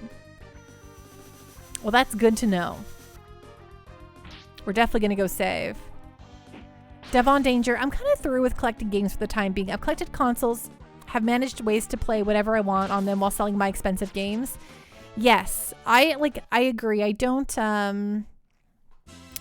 think it's necessary for me to own everything. I do love when things become available legitimately legally. I'm a big old fan of the of stuff coming out on modern consoles, so I just have an easier way to play them.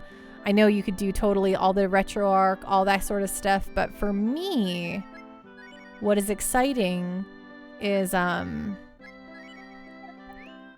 having to do literally anything else but turn on my console. Mr. Bubbles, if you haven't played Shining in the Holy Ark, and it's an experience and revolutionary for its time.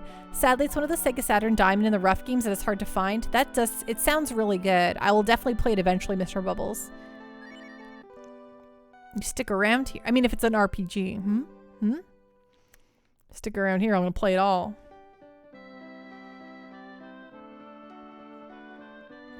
But I think this is a perfect stopping point for us tonight. Going to Bando.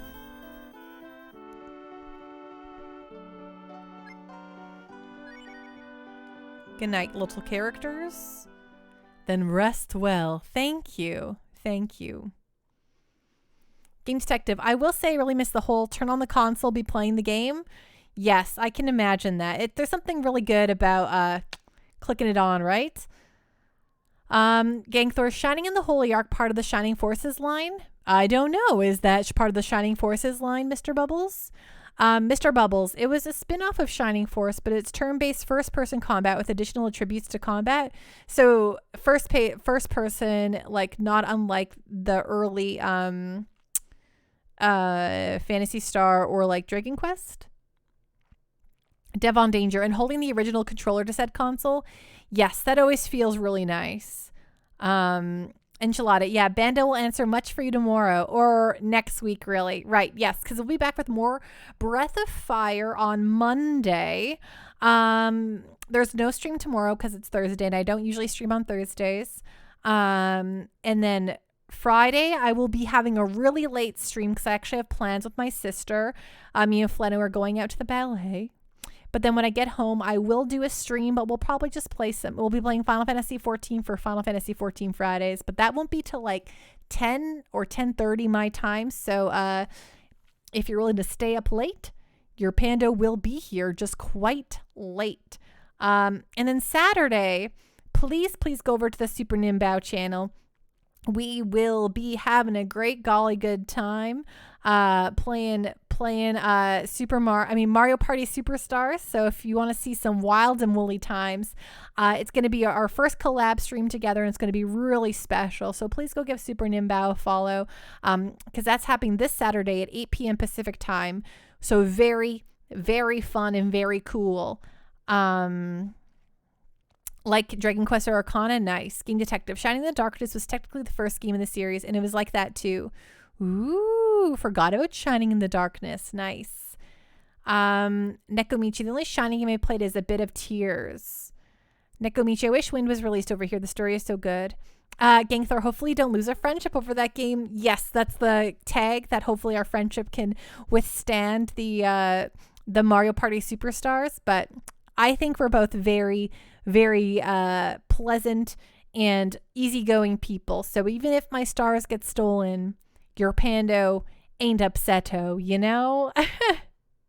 I'm only upset if something like happens wrong where like a controller disconnects and you're like, why did I lose this mini game for no dang reason? But yeah, anyway, Pummel Party will make you lose friends. Nah, I don't. Pando is the most pleasant person to play video games with. So you both are too chill. Yes, we're so chill. We're just chill folks. Enchilada looks and Switch Sega thing. Why, look, Shining Force is there. Perfect. Good night, Jake. Thanks so much for hanging out. I appreciate everything. Let's see who we will send a straight over to. Twitch. Let's go to twitch.com. Not twitch.com. It's twitch.tv, Pando. Do you even know the website you stream to? No. You know what? Let's send a little rate. You know, we haven't rated Trash Kitty in a little hot minute. Let's send the rate over to Trash Kitty because Mr. Bubble's already over there watching that. And it sounds like a cool time. Thumbs up for you. So we will mute this for a second. Go over here. Do this. She's playing some Final Fantasy 2, which sounds like a hootin' tootin' good time. So raid Trash Kitty. And good night, everyone. Rest well. Be safe. Thank you so much for hanging out. And we'll see you again on Friday. Woo! Mr. Bubbles, thank you so much for the bits. Woo! Good night. Good night, Mr. Bubbles.